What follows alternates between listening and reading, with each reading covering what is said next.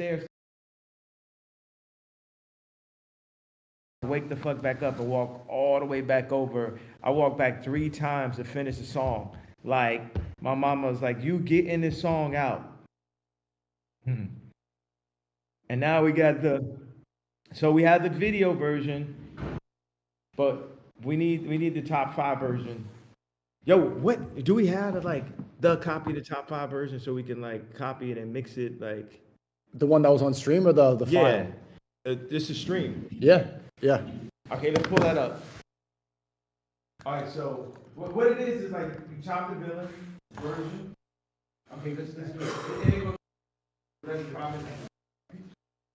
Because we got all the information now for whatever. I'm sending. Everyone got the video now. All right, streamers, time to debut it because we had the audio wasn't perfect, so you guys really got the debut. Yo, Ole, so let's hop off so we can work. Okay, end the stream. All right, Ack, thanks for calling in, man. I always appreciate you.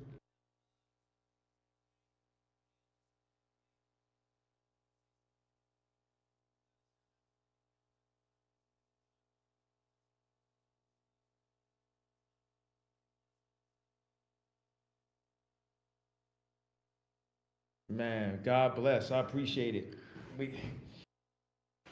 God bless. I talk to you soon. I love you, no cousin. All right.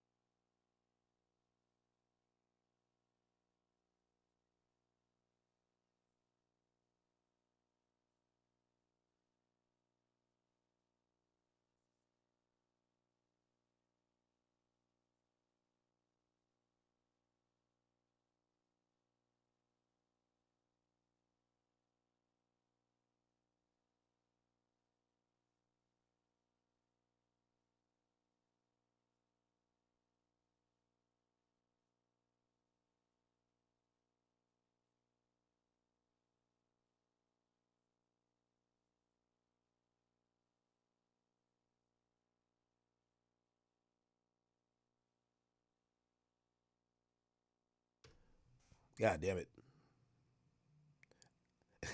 I knew, chat, I knew it was 911 when I seen Grand Wizard call me. When Grand called me, I know it's a problem. My bad. Anyway, what I was saying is that, chat, I think that was cool. I don't have a problem with Ye premiering songs on our platform. I appreciate Ye.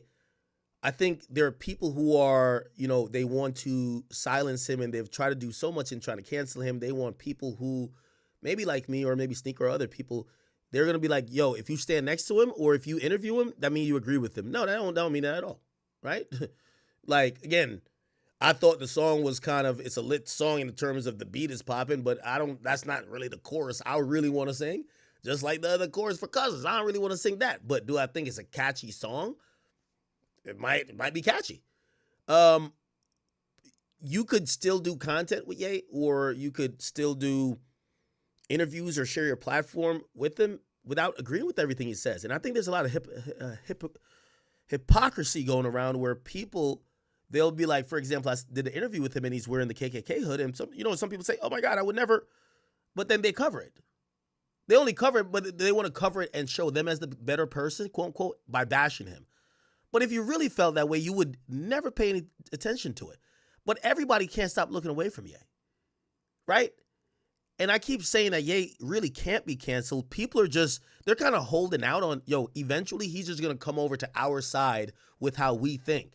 And I think Ye has just shown us over the last 15 plus years, he's not a puppet for your agenda. He's going to do him.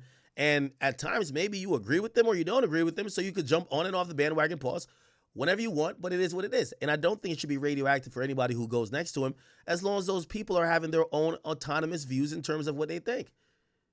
Okay? I don't know nothing about Hitler like that to be talking about Hitler in a positive way or whatever. I only know what I've read in books. It wasn't that positive. Okay? Ye has a different point of view, perspective. Again, it turns out to be art. And here's the thing too. Like, we have songs that basically have celebrated murderers, celebrated all type of people who probably shouldn't have gotten celebrated. Yet those things we don't see as, hey, these things or anyone who does this should be removed from all platforms. But again, it also kind of does matter who you criticize or who you try to uplift. Because if there was a song saying, yo, shout out King Von, and some people have accused King Von of being a serial killer, like, platforms ain't trying to take that down. That shit would be bumping. You know what I mean? Like, so again, it's up to what you guys think and also what offends you. And I do think everybody reserves the right to say, Ye saying some shit they're not liking, you can step away. But I do think that, there's always going to be an outlet for it, honestly. Anyway, we're going to get back into what we've been doing. If you guys did go over Kick, shout out to y'all. Shout out to all my people over at Kick and even Rumble. Make an account over there, because at times when we can't stream certain stuff on YouTube, again, we just don't know what it could have been. I thought this shit was going to be on some shit with niggas in like Nazi outfits and like doing the march and doing all that. It wasn't that. So I probably could have stayed on YouTube, but just to be safe, because I didn't get a chance to preview it or look at it, that's why we went off. So we're back on, and we are going to continue the stream. And yes, we're going right back into the NBA young boy content as we just did. Okay? So if you guys don't know, right before we spoke with Ye and spoke with Sneeko, salute to Sneeko for setting that up, we were going over this arrest footage of, not necessarily arrest footage, but this was a search warrant footage from NBA YoungBoy's Gravedigger Mountain house, where the feds, or not feds, but actually state SWAT raided his house to search for evidence of a crime, which would be forgery, drug-related offenses, and also identity fraud. Okay? Give me 1 second. So we'll get back into that now. Remember, they have him cuffed, and they're going to continue with their search warrant. He say he just got a search warrant. Stop right there. Person in the black outfit. Turn around 360 degrees. Huh? Stop. Shit, my wife got it. Red jacket, turn around. Lift your jacket, babe. Thank you. Stop. Yeah, man. Okay, come over. We're not going to be talking on the phone. Stand by, Sir. wait for the instructions from the officers. Pretty cooperative. Hey, guy in the black jacket, walk towards me. Keep those hands up.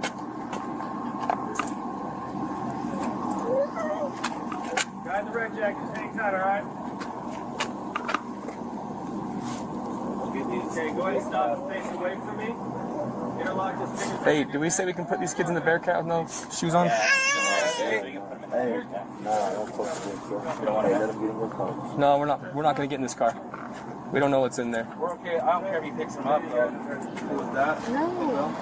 If he picks him up? Yeah, he'll bring the chin. Hey, he'll bring the chin. I just don't want him on the ground, you know what I'm saying? Hey, babe, you got it? Sorry, sister. You're good, man. You're good. Okay, we want to put him in this car? Sprinter? All right. Hey, the train allowed to get in there? Who's that? The train allowed? Yeah, we're gonna get these guys out and get you in. For sure. I said my train allowed. Your children, yeah.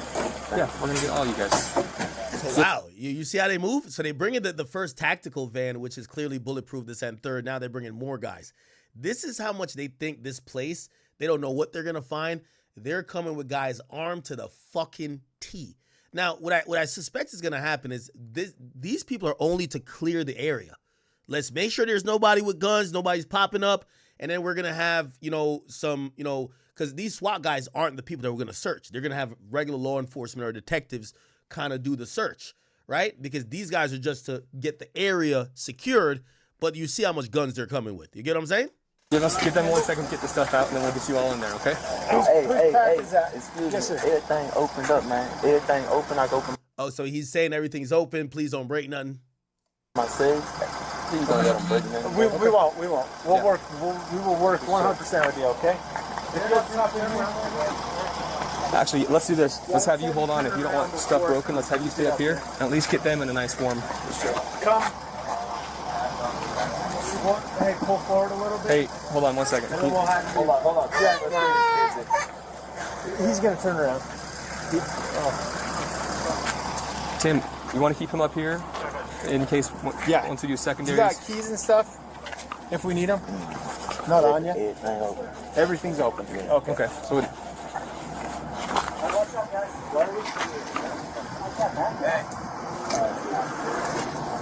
I want one up front. I want a few in the back. Drive this down with me.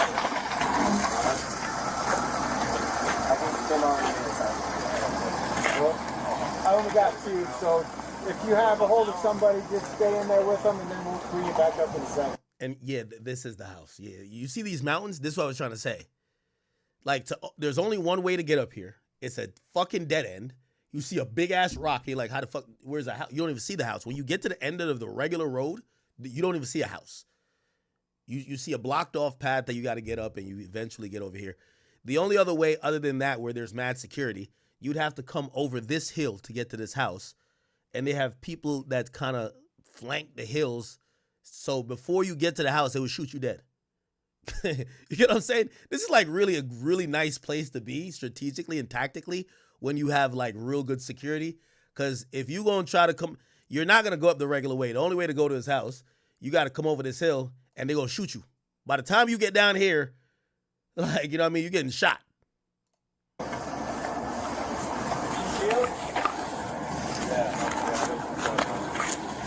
I think this is Jason right here. I think this is the engineer. Jennifer.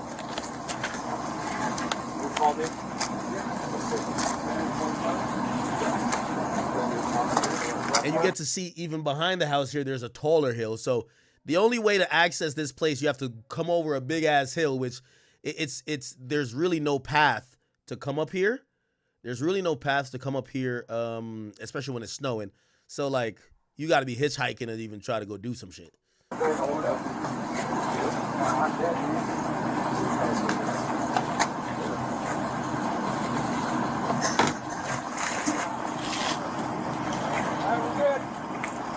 right, do you want to load everyone else up in there? Or what? these two? Yeah, load them all. You guys want to go hop in that? We're gonna drive down to the bottom. Okay. What about, we're going to get all of our stuff back? Absolutely, absolutely. Yeah, I want multiple Hey. security in there. So Brady, go ahead. Now I think this is OG3 right here. Jason.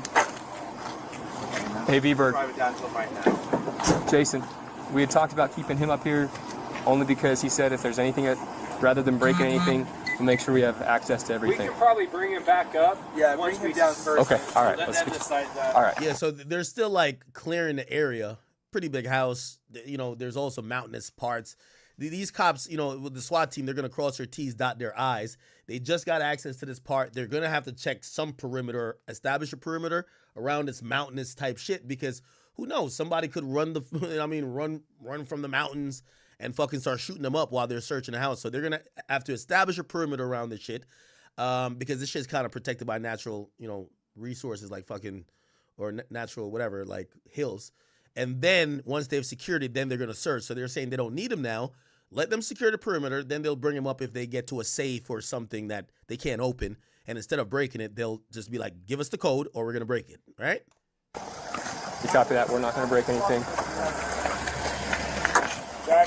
Let's take 2 Wait, hold on. What the fuck? Did I click off? Yo, Live on Lake Street says you bought the Academy Stars sweatshirt and you didn't get it.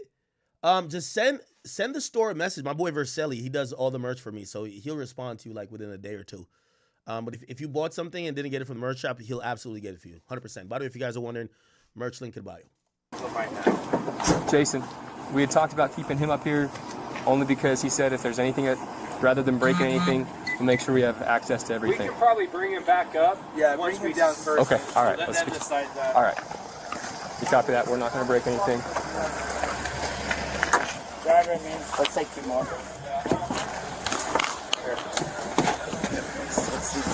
Yo, what the hell happened in the Boston game? Nigga said secure the perimeter. Boston can't do that. What?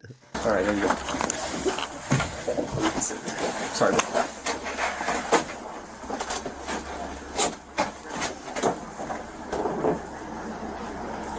All right, so look like it's YB. I think this is 3, and then I think this is Jason right here. And these guys are the security, and look like they're going to just take them down to probably a little bit more secure space where they're probably... Stand by. Brady, you coming with us? Yep, we're going in. CTJ coming in with us. All right.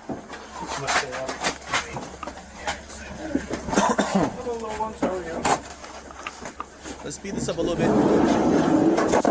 All right, we're good.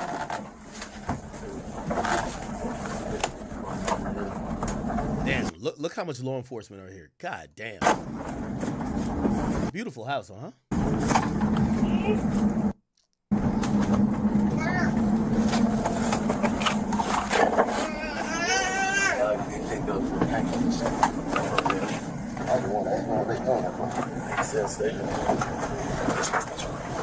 We'll make sure you get a copy as soon as we get out of here. Now it's interesting. I know it's a search warrant, but I'm wondering if they find something, they're gonna take him in custody. And they keep acting like they're not gonna take him in custody. But if they find something in there, they're gonna take him in custody immediately. They're not gonna be like, oh, okay, we found it. We found some guns and some stuff you shouldn't have. We'll come back. They're gonna just take him in custody, right? What's up? There's Sam's down there.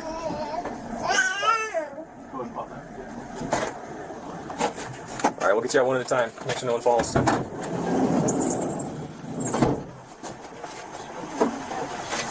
Hey, Sam.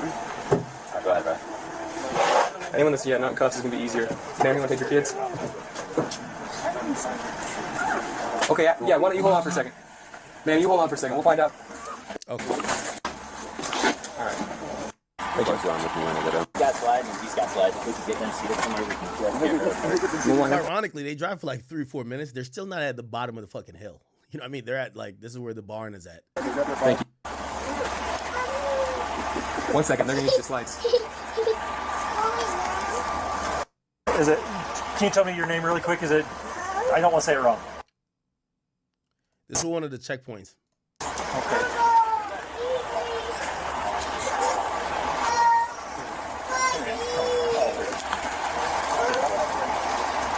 Now, these guys here that say police, they're going to be doing the searching, right? So this tactical team is SWAT. They're just here to secure the perimeter, secure people. The police, is going to be probably a detective or two with other police that have been briefed. Hey, we're looking for A, B, C, and D. They're going to go look for the shit, okay? So if you're wondering who's who, people in army gear, SWAT. These guys, the cops. And the cops, and again, remember, I've told you this before, the cops was never going to go up there without SWAT. You know what I mean?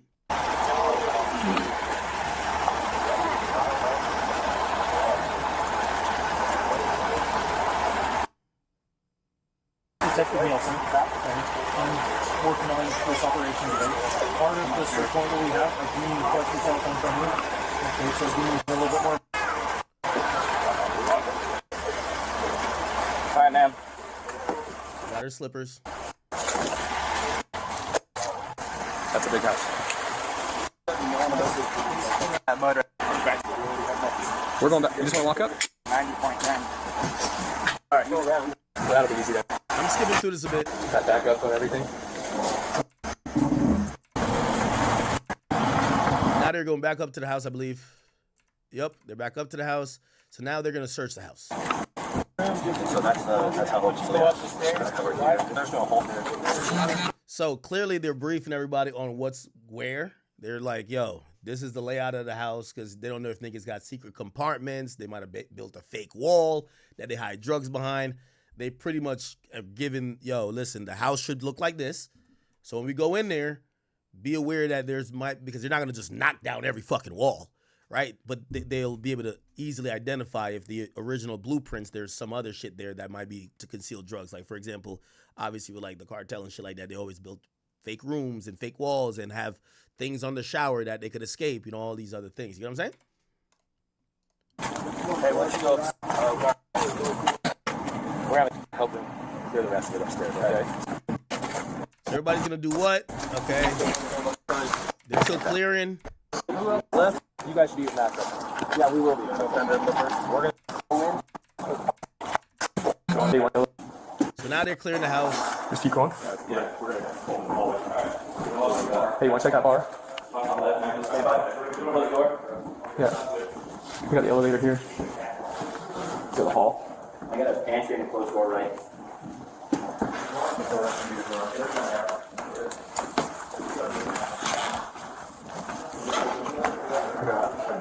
Open door.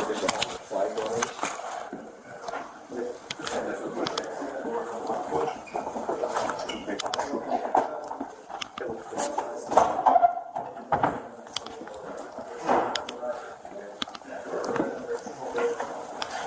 Back right over there. We have the.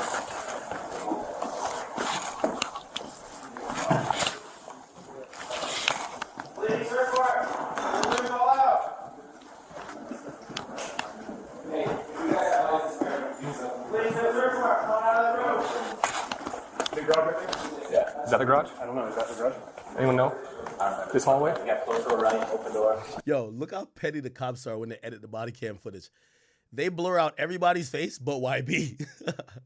So when they give you these things, only the suspect they could show. So they can't show no kids, nobody else except YB. So they blurred every other face out except YB's. Yeah, go to the garage. Hey, garage is. That's all. You're all the way.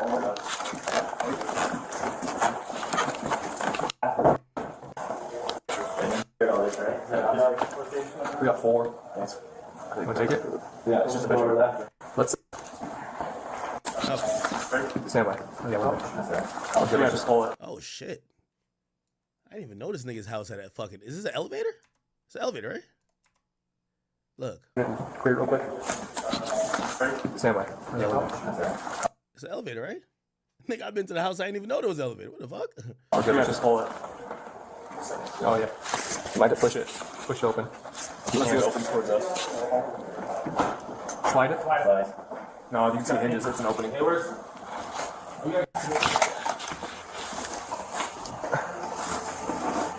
Nothing? No, it's here. Okay, anyway, so it doesn't really show. It's probably a really long and probably going to be a part 2 or part 3 of this video where they actually do find stuff. They did take him into custody that night on new charges. They did not just let him go free. So that's kind of what happened. All right, people. All right. We're getting there tonight. We're getting there tonight. By the way, we have went from 1,000 subs on Kick. We now got 3.5K. Let's get up to 5K. Come on, man. We're new to Kick. We gotta run it up, man. We gotta run it up. All right, bet. What else did I have going on? We did Bobby already. Okay, we did Bobby. We did YB. Now, I think it's time for the Diddy update. Unless we want to do Jack Doherty or his chain going on a greasy neck tour. Or do finesse 2 times. All right?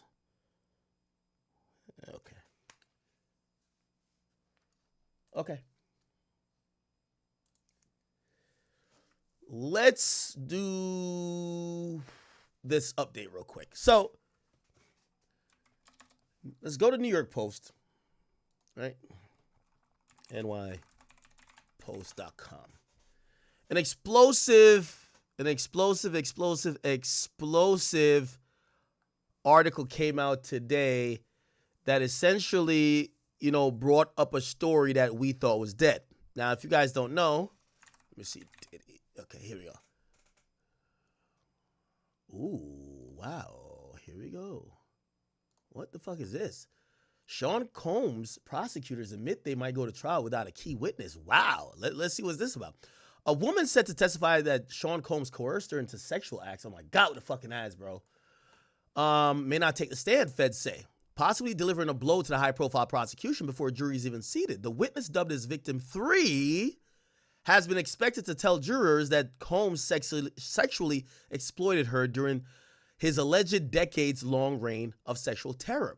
But the prosecution team admitted that during jury selection this week, that it's been having trouble contacting the person or her lawyer who's been dealing with undisclosed personal issues. Wow. I don't know if Diddy paid him off, but one of the witnesses is like, I got my bread. I'm good. I never wanted to see this nigga go to jail anyway. I just wanted Brother Love to show me some love. Okay? So witness 3 is like, peace, deuces. So Cassie, she's a lead.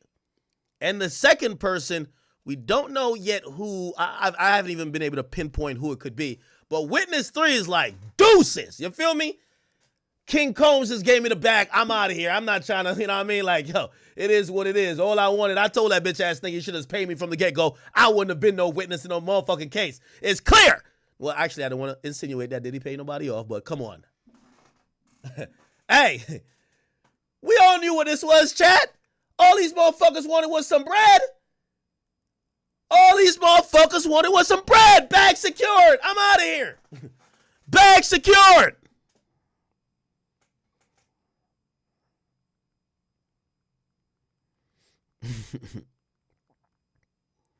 Bag secured. Peace out. I'm out of here, right? Okay. Now, let's see. He said, we do not know if she intends to appear. Chat, you know what this looked like? Remember when they couldn't find a driver in the Tories case? They said, where the driver at? We don't know. The nigga showed up on the last day of trial. We do not know whether she intends to appear, and we're trying very hard to find out because we're having trouble communicating with her counsel. Prosecutor Maureen Comey, which is the daughter of James Comey, former FBI director, said on Wednesday when pressed to give an update on the situation. Comey, who's also worked on the prosecution that convicted Jeffrey Epstein, Madame Ghislaine Maxwell, told the court on Monday that the witness does not live locally and may not even show up. And if we try to enforce a subpoena, or even if we try to enforce and try to subpoena her, and they say they want to call her, if they want to call her. They said a potential pretrial issue comes just a week after the feds say that they have spoken with the woman's lawyer and learned that the accuser planned to use her real name, okay, during the testimony, rather than the pseudonym that previously she had asked to use. So they're saying that the woman at first was like, nah, y'all can use my real name, just like how Cassie's supposedly going to use her real name. Except this person just said, I'm going to catch y'all niggas, okay? I'm going to catch y'all niggas. I'll be back. I'll be back. All right? Prosecutors promised to provide another update on Friday morning when the jury of 12 New Yorkers is expected to be finalized in the bombshell racketeer and sex trafficking case. The feds have 3 more alleged victims set to testify, including Sean Combs' ex-girlfriend, R&B singer Cassie, and 2 other women who will testify on the pseudonyms, according to court records and sources. A 5th accuser will be allowed to testify as well, even though Combs is not specifically charged with any crimes related to her, because of her accounts mirrors the coerced sex accused of the other victims, according to the recent ruling by Judge Arun Subramanian. Okay. By the way, me and Vlad were arguing. I don't know what indictment Vlad was reading. It's 5 victims. It's 5 victims, people. 5 victims. Okay. Only 3 are expected to testify, okay? The oddly missing new rapper, who was 55, is accused of Hellman and Bad Boys Records as a criminal enterprise that abused and assaulted women, carried out kidnappings and at least 1 arson, and paid bribes. By the way, this is a predicate act. Actually, not a predicate act. That's an overt act. They're not going to have to be forced to prove that Diddy blew up Kid Cudi's car. It's just going to be as a matter of fact of testimony in terms of what they call overt act under the RICO charge, okay? Paid bribes to cover up illicit acts. Among the eye-popping allegations, jurors here, Combs forces his ex-girlfriends into drug-fueled, days-long sex performances, which called freak-offs, in which Combs would masturbate until the partners had sex with male workers. He's pled not guilty to the charges that carry a maximum life imprisonment. Okay? Now, that was the only thing that was kind of a bombshell thing that kind of came down today. What came down today that was also a bombshell, let's see if we can find it. Diddy. Can't find it now. Let's see. Diddy Odie. All right, fuck. Here we go. Bingo. Got it. So this becomes now important. Remember that guy who, you know, he ran up in like Trump Doral and he shot up the place and he grabbed like a flag or whatever the case is. Essentially, when he was, you know, he was shot in the leg that day, but when he was questioned by investigators after he was rolled to the hospital, he basically said he used to be a sex worker and he mentioned Diddy. This is way before. This is in 2018, way before Diddy was ever. By the way, if I'm speaking fast, I'm not drunk. So if I was drunk, I'd speak slower. But I'm still off caffeine. Caffeine, so I'm on it. You know what I mean? Brain firing 1,000,000 miles per hour. So Jonathan Odie he ran up in Trump Doral. Like, I think he had some issue with like Trump or something like that. Fucking tried to shoot some shit. And then they called the cops. Cops showed up, shot his ass. And essentially, when being interviewed by the detectives, he brought up really unrelated things. He was like, hey, listen, yo, I used to be a sex worker. I used to be a sex worker for the stars, like Diddy. Diddy used to hire me to fuck Cassie. And basically also admitted that he signed an NDA and got a payment of around like $5 million. But also he claimed that he contracted herpes from his sexual dealings with, you know, Diddy and Cassie, which, again, if he's saying it, let's keep that moving. Now, a lot of that was pretty much hearsay, and people said this guy's kind of full of shit. Like, you know, he's just making shit up. But of course, when we see Diddy get investigated, we're like, kind of matches a couple things. He also said a couple other things about Rick Ross and these other people, but we were like, it felt like bullshit until the indictment came. But even then, we were saying, this guy's still full of shit. Now we get to find out a really explosive thing happened in court. Apparently, actually, I don't know if it was with court. A picture of the NDA actually emerged on Wednesday, which is today, that kind of backed up his story, tying him to the rapper. And they're calling the rapper Sean Combs. Let's kind of read through this real quickly. It says this: a former porn star who allegedly shot up Trump's Florida resorts before claiming to have been Sean Diddy's Combs' sex slave had signed an NDA with the disgraced rapper, according to the report.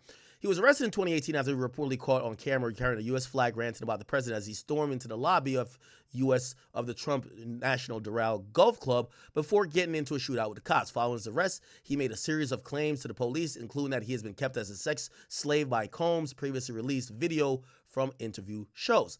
He said, I had sex with Cassie Ventura and Sean Combs. Basically, he would masturbate and tell me what to do to Cassie. I was like a sex slave for them. That's what I was. A picture of the alleged NDA was signed by Odie and Combs in Miami in 2014 emerged on Wednesday, seemingly backing up the porn star's ties with the rapper who's facing alleged trial for alleged sexual abuse and trafficking.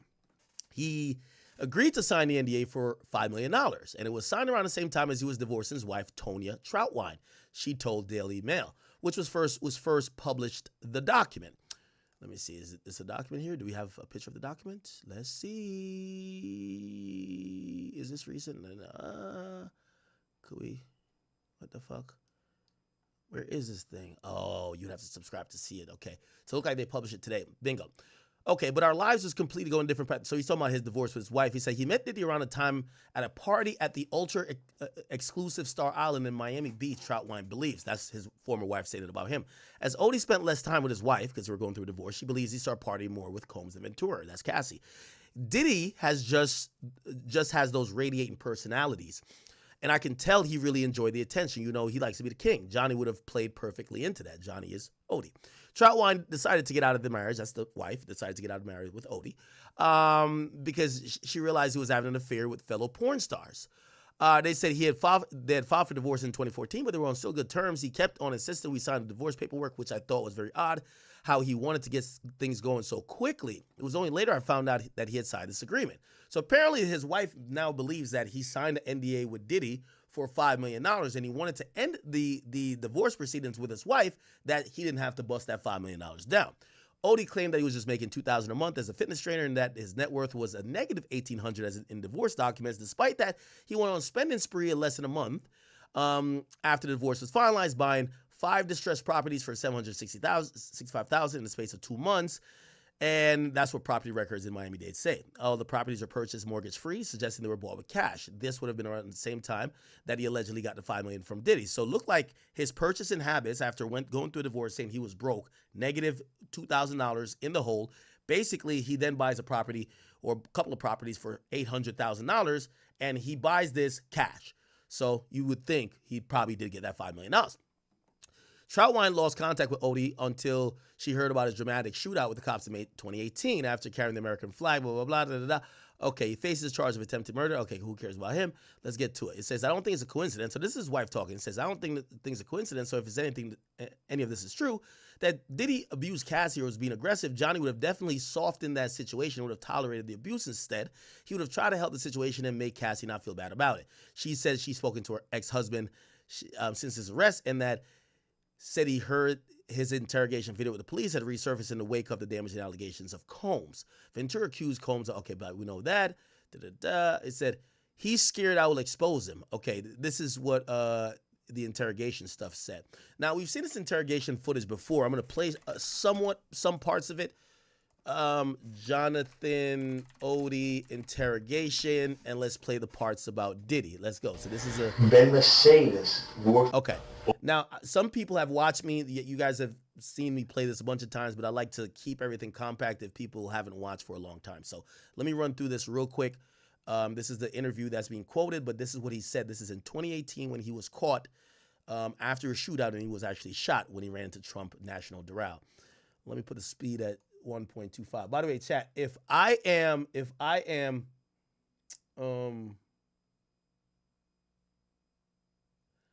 what's going on? Oh, chat, if I'm speaking too fast, because I could tell I'm a little wired. If I'm speaking too fast, just tell me, slow it down. Okay, it's fine. Don't worry, I'm gonna start drinking. What time is it right now? Ooh, it's time to start drinking. So this is the last thing we have to read. Hidden in plain sight. It's hidden. I think I see what you're saying. Okay, how do I know this? Yeah, that's what I want to know. How do you know this? Do you know Sean Combs? Puff Daddy? Yeah. P. Diddy, whatever you call himself these days. Yeah, go ahead. Yeah, he's part of what's called the Boule. The Boule is a branch of the Illuminati. Okay. It's the black people. Okay. I'm from Africa, so I'm not a racist. Okay. You're my brother, so I like black people. Okay. My mom, I was raised by an African woman in my house. Okay. She was just a servant, but she was she took care of me. Right. So I love black people. Okay. I had settlement with Sean. Okay. And he belongs to that agenda. That's why he's so famous. They land all the contracts. It's his attorneys, which are Mark Garagos and Ben Mercedes. Ben Mercedes worked for back. Now, very interestingly enough, right? Remember Mark Garagos. We keep hearing that name. Who's Diddy's lawyer now? Diddy Tenny Garagos, which is his daughter. So the guy who represented Diddy back then in probably getting this settlement with this guy after supposedly he was a sex slave and he supposedly contracted herpes and whatever the case is, he got paid off with a $5 million settlement. Supposedly Mark Garagos kind of handled that. Now, Diddy's charged with sex crimes. Who handles his sex crime? Mark Garagos' daughter, Tenny Garagos.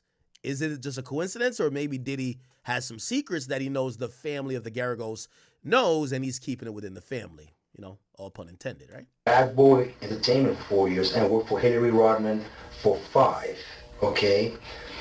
When I take Sean the threat of death on me. Okay. I don't have it, but I can make it available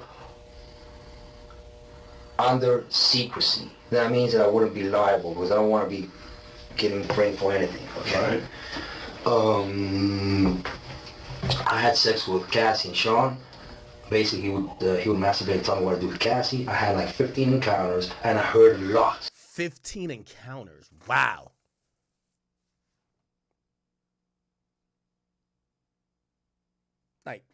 Pause. But I'm wondering why Diddy kept, we had read in Cassie's lawsuit that Diddy would ask her to find men with big black dicks. Now, if we're going by her lawsuit, and this is pause this whole conversation, but it felt like the type of person that Diddy wanted to see have sex with Cassie were black males with large, what they call it, phalluses or whatever, like penises, right?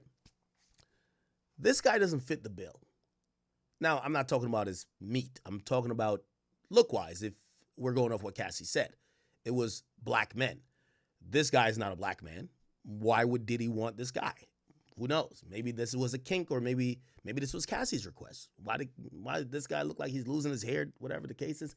Why did I want him to fuck Cassie? Don't know, right? Now, remember, he also admitted he was a porn star. So it's also like, that's going to be, if sex workers even testify or they're a part of this case, we're going to figure out how would they find these people. Was Diddy and Cassie watching porn together and be like, oh, look at this sex worker right here. We want them to do it, right?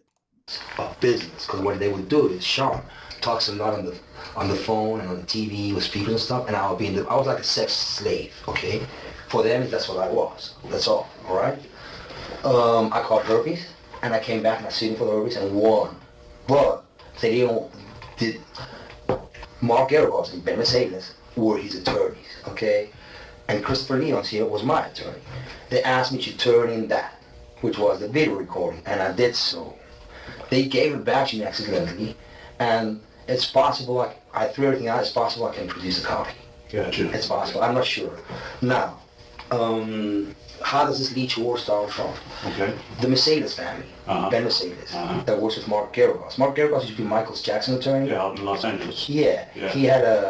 He drugged Michael and they OD'd him, okay? He didn't overdose, they OD'd him, because they keep the royalties of the music. Michael alone made $860 million alone last year, okay, in 2017, which who keeps that royalty? The music companies. Who represents the media and entertainment in the United States? Most of them, Mercedes does. Kenny Mercedes, which is Greenman Mercedes shot out of New York, okay? So what they've been doing is, they've been promoting a hate agenda against Trump. So people hate him, okay, because they know he is very alpha, okay, very alpha in the sense that he likes money, he likes to make money, and he likes women, and they know they want to defame in certain ways with Stormy, with other people, because they want him out of the government, okay? But it ain't happening because it's too smart for them. You understand what I'm saying? You're trying to, right? Don is intelligent. We have a similar type of intelligence and overview of things. The only thing is he's not seeing that Hillary is a distant cousin of his, and Obama have a different plan for him. You understand? No offense with Obama.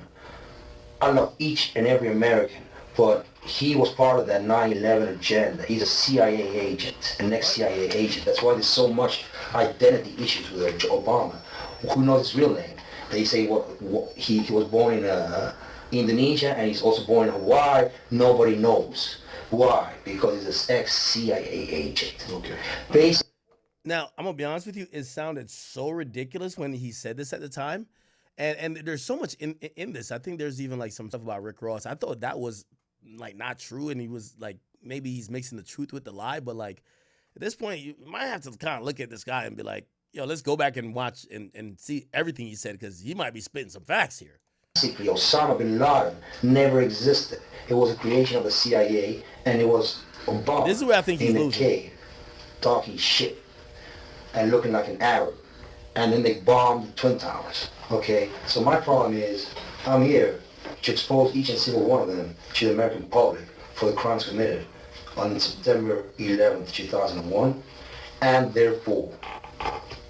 Okay. Now tell me though how all of that led up to Thursday night, Friday morning. Well, I've been trying. My settlement put me in a box. Basically, I couldn't talk because I was going to be sued. So I let it be, but they've been following me, and they've had, Mark Geragos has had the FBI on me, has had other agencies looking at me and spying on me, okay, because they want to set me up as an extortionist, like if I was extorting Sean for money. It's wrong. Basically, what happened is, Diddy and Ross, which they're good buddies, okay, they're gay. Who? Both, Diddy and Ross. Okay, basically what happened is, Diddy and Ross, which they're good buddies, okay, they're gay. Who? Both, Diddy and Ross, and Khaled, they're all gay. Wait, what? Okay? DJ J. It's wrong. Basically what happened is Diddy and Ross, which they're good buddies, okay, they're gay. Who? Both. Diddy and Ross. And Khaled. They're all gay. Okay? DJ Khaled, Rick Ross, and P. Diddy? Yeah. They all gay? Yeah. Gotcha. All right. Khaled is a Hamas supporter. Okay? Who supporter? Hamas. Hamas. Is a Hamas supporter. Diddy and Ross. And Khaled. They're all gay. Okay? DJ Khaled, Rick Ross, and P. Diddy? Yeah. They all gay? Yeah. Gotcha. All right. Khaled is a Hamas supporter. Okay? Who supporter? Hamas. Does Khaled support Hamas? What the fuck is Hamas? The hell? DJ Khaled, Hamas.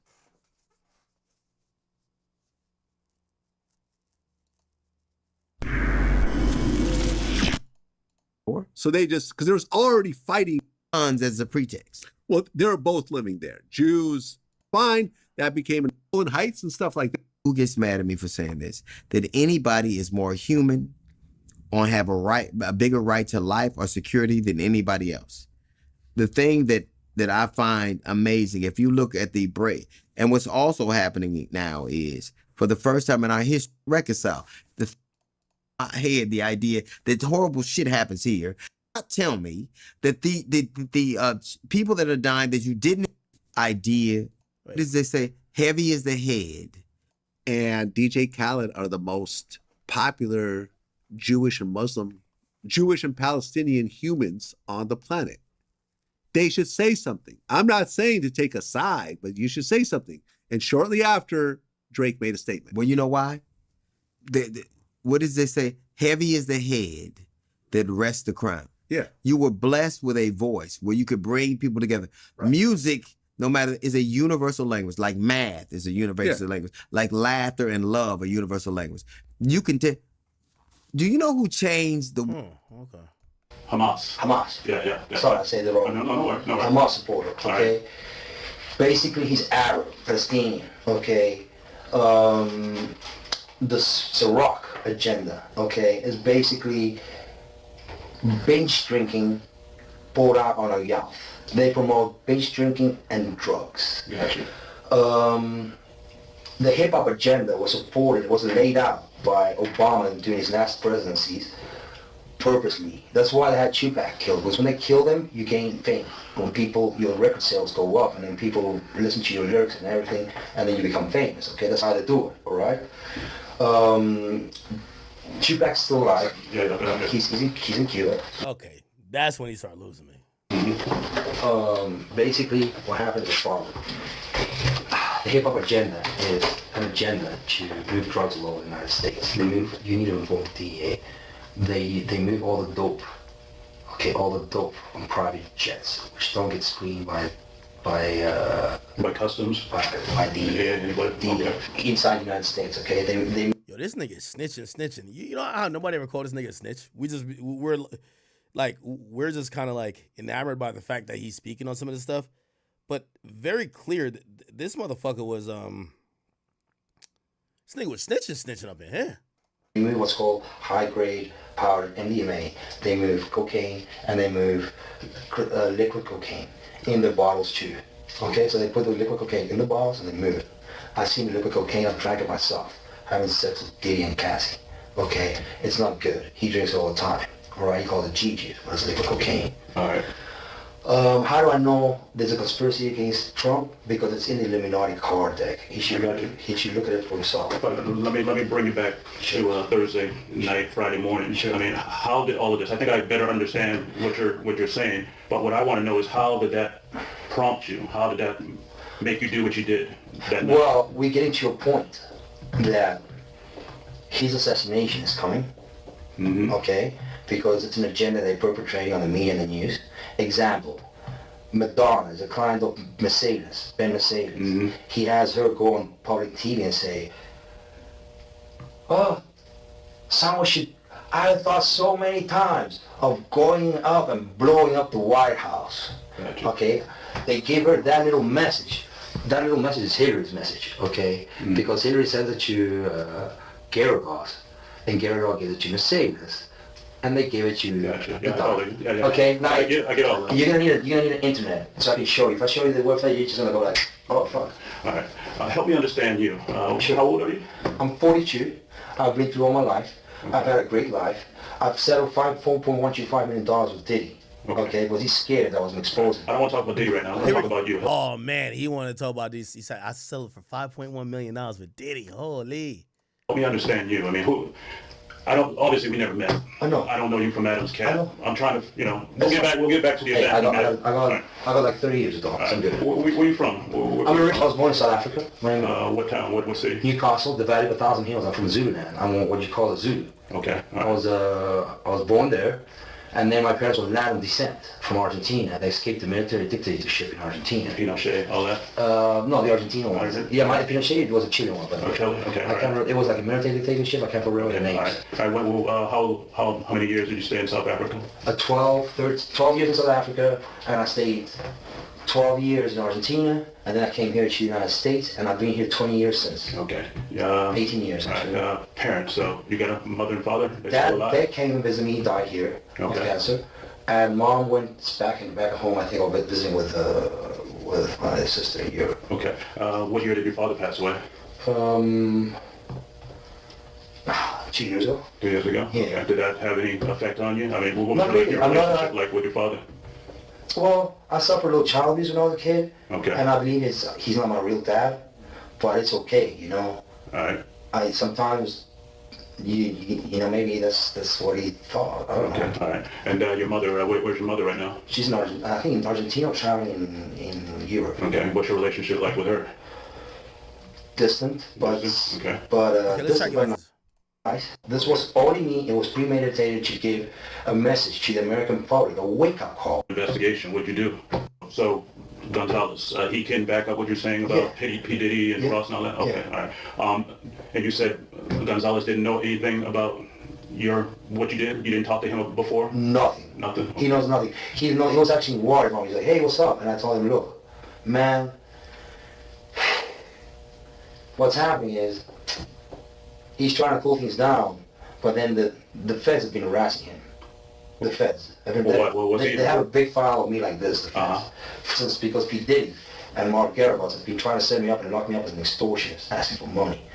It was not so. My settlement was breached, and my settlement terms is one was called peaceful enjoyment. That means that if I went to your house or I did something, you have to pay me the full amount. I get all that. So I've been going through that since like 2012. So. All right, and Gonzalez knows about that. You talk to him about that kind of stuff. I talked to him alone because he's the only one that knows since the beginning. Gotcha. And then my ex-wife, she knows she saw the contract. She has a contract, a picture of the contract. Tell me you need to call her and ask her for a copy of the settlement agreement. Okay, all right. Where do you live at? Where's your house, sir? Really close. Unit 177, just on the road from Trump's. You see, I want you to live close to Trump because I know they don't like being close to Trump. You understand what I'm saying? They don't like that. So that's why I went to Trump's. Okay, all right. You got a roommate? You live alone? Okay, all right. How do you get around? You got a car? Yeah, Jeep. Like that? You got a Jeep? It looks like a military Jeep. Okay. Where's that Jeep right now? Police have it in custody. Okay, all right. We'll get back to the Jeep in a minute.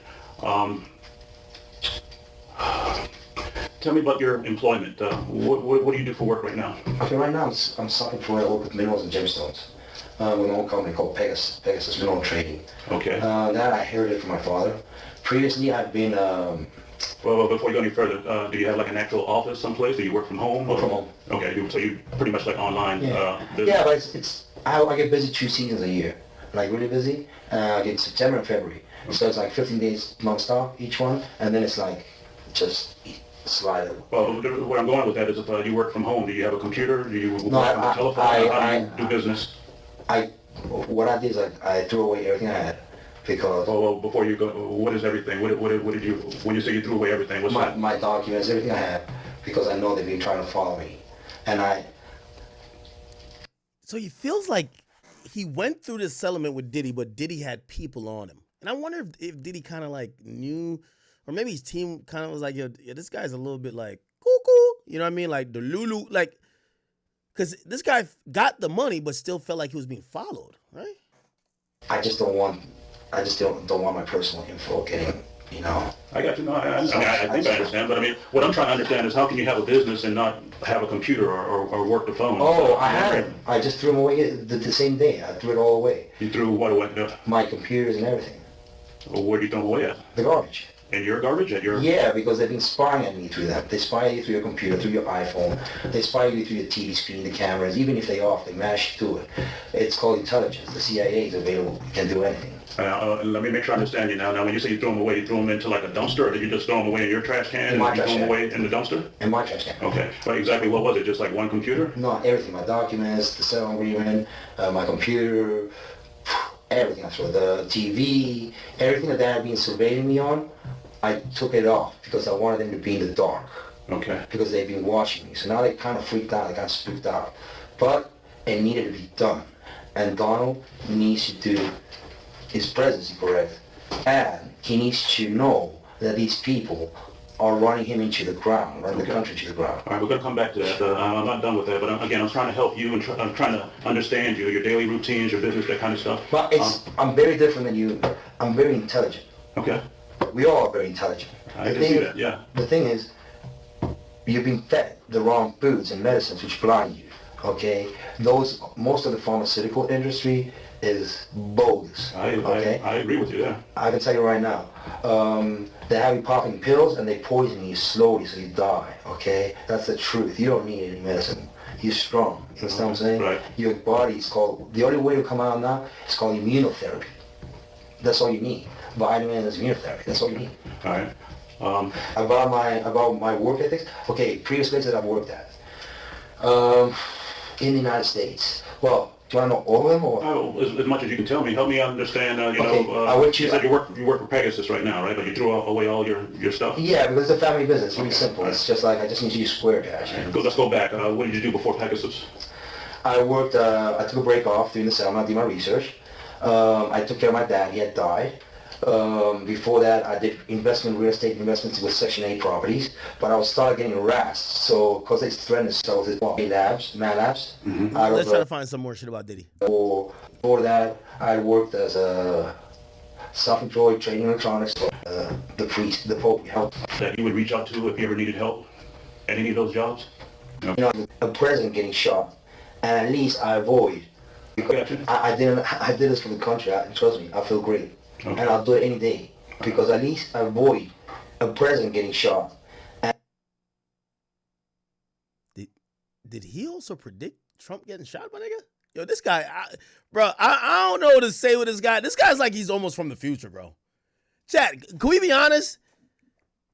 He's also talking about possibly Trump getting shot. And you're like, what? Everything he said came to light in the last year. Everything. Well, not everything. We don't know if DJ Khaled and Ross are gay. I don't think they're gay. And I don't think Tupac alive in Cuba. And at least I avoid other dummies trying to fuck up our country. Excuse my language. No, you're good, man.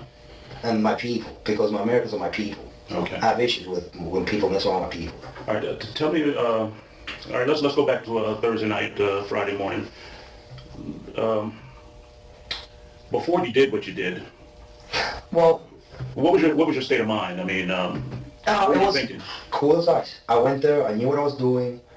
It's not like I didn't know what I was doing. I knew what I was doing, and my point was, take down the flag and put it in the front desk and call the police, shoot the chandelier, to tell them to stop getting Saudi Arabia money.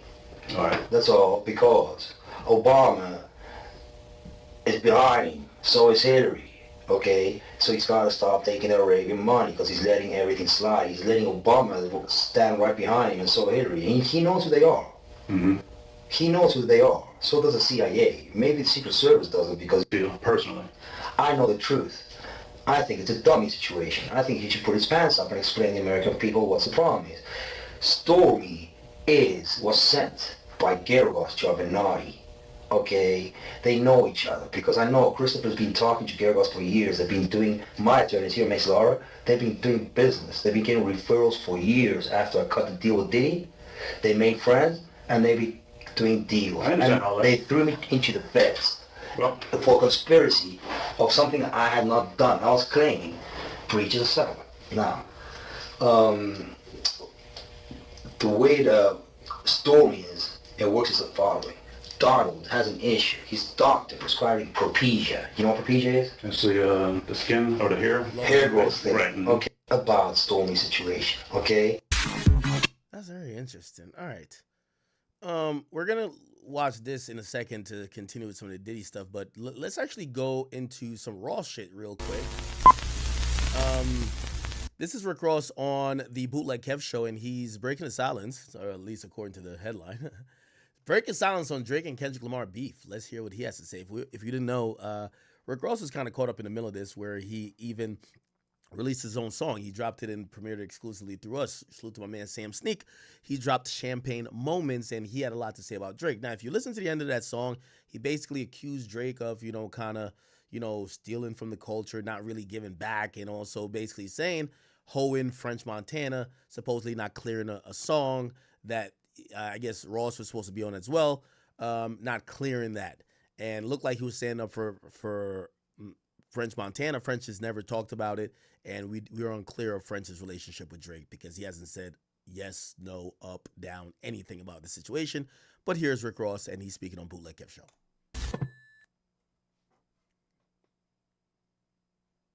Do you feel like for you, the sport of the rap shit has finally kind of been, because you obviously jumped into the arena with the Kendrick Drake shit that happened. Do you feel like the sport has been like reignited with what has been going on the last year or so? I'm not just gonna say reignited, but I feel like that was something that was necessary. It was something that the streets needed, the culture needed. Let's clarify this shit. Who gonna really step up to the forefront? Right. You know what I'm saying? But anything other than that, it's not too dramatic to me. Do some niggas make it more than what it is they could? I just felt like it was very like you said, it was kind of like a palate cleanse where it was like, oh, we got to really kind of dissect what people are saying in their lyrics real quick. Yeah. Let's do that. Fuck all the metaphors. No, let's just get down to business and see what's really happening out here. Yeah, 100%. Could you? I'd heard. Now you can stop me if I'm wrong. What was the root cause of the falling out with Drake? Was it someone had told me it was because of the way he had treated French on a record? Is that? I mean, I spoke on that on the record I released. You know what I'm saying?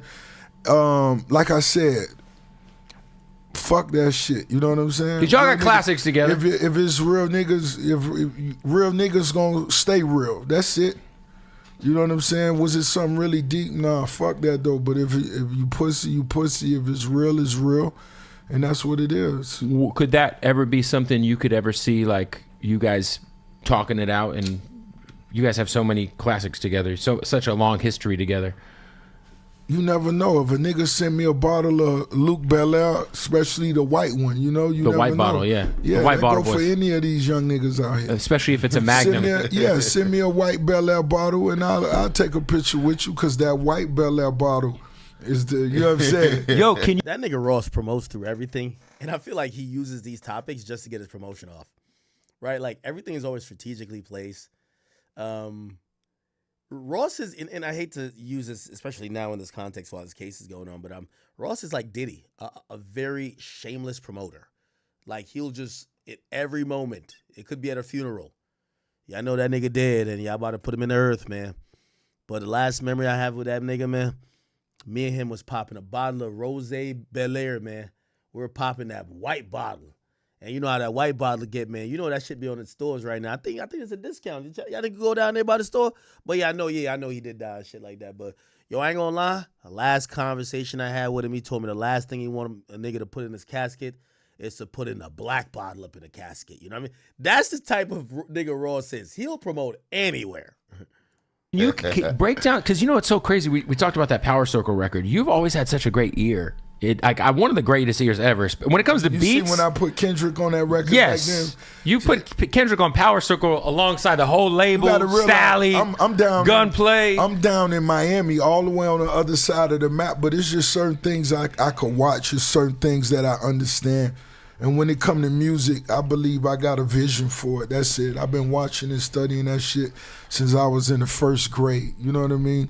So it's certain things that I can see. You know what I mean? So you just kind of knew with the Kendrick thing, because at that time he was bubbling, but I felt No, like he was a new. You know, he at was a that young time nigga. you were like MMG's the hottest fish grease. And I was like, I understand who this young nigga is right here. Come get on this record. Let's all rap on this record. And it's not about now. It wasn't that he was huge. It was for the sport. Yeah. It And was for the sport. I'd like to give a shout out to Gunplay for having one of the greatest verses of all time. Gunplay always Cartoons and have- Cereal? Oh my God! Yeah. No, Cartoons and Cereal's different. Oh my God, Cartoons and Cereal's fucking different. Gunplay got a lot of classic got off on verses. Kendrick on What that did one. he say? It's all I can see now. Oh, I will And not be denied. Nina. Yeah, he went in on that. Oh yeah. Shout out to Gun. How's Gunplay doing, dog? One of the most underrated rappers of all time. No, he not. Niggas know what time it is. No, I know, but I'm talking about when it comes to the big talks. No, Is that all on the Drake thing? He's underrated. Super high remix. Right. I remember names you said. These niggas specifically was the Nip thing from like I know you know he obviously gave you a lot of love. He said he fucks with Rick Ross because he's teaching wealth, and I know you guys have such a long history, but how close was that actually to becoming a thing? And you know what? This is something I just want to say because I be seeing niggas on podcasts speaking on such old shit, trying to recant, and I don't be knowing how to feel about it. What I want to say is all the names you said, these niggas to me were already icons. The same way I say Nino Breezer, because I already know, I have a feeling. You understand? I remember us just talking about, you know, both our ideas. Right. We went, smoked weed, got tattoos, shit like that. Nigga just ate good, real nigga shit. Yeah, no, it's crazy because I feel like you're one of the only artists who Gotti's kind of taken that same model and just. Are you still with Def Jam? Of course not. You had left Def Jam a while ago. You ended up messing with Gamma, right? Yeah. Shout out to the team over at Gamma. Larry, shout out to Larry. Yeah. I thought he went to Sony first, or I could be tripping. Lab with him had to be. Were you nervous? Was it a vibe? Okay. I mean, I don't know really what to take from it. I don't think he said a lot of anything. I think, you know, the real reason of why him and Drake are beefing are it's kind of evaded me at this point because I don't know why they beefing. I don't know why they really got into it. Ross has kind of fell back off the point, which he initially had said on the record. He said, yo, you hold over French. And I got to imagine the reason why he's falling back off that point, French has probably said, yo, bro, I don't got no problem with Drake. You're making it seem like I got an issue with Drake. I don't got no issue with Drake. And I think we've seen him just kind of fall back off that point. I don't know where it is with Ross and Drake. You know what I mean? Actually, I heard about why it was some smoke. What was the issue? I forgot. But clearly Ross ain't willing to, you know me, I would have leaked it right now. What the fuck? I forgot. I'm going to try to remember for next time. But yeah, I had heard about it. Anyway, Ross hasn't given the full reason yet, but the idea that it was because of just French looked like that was just kind of cap, right? It was a lot more than that, right? I think I told y'all. Didn't I tell y'all? I told y'all what the reason was. It wasn't over French. It was some other shit. It wasn't over French.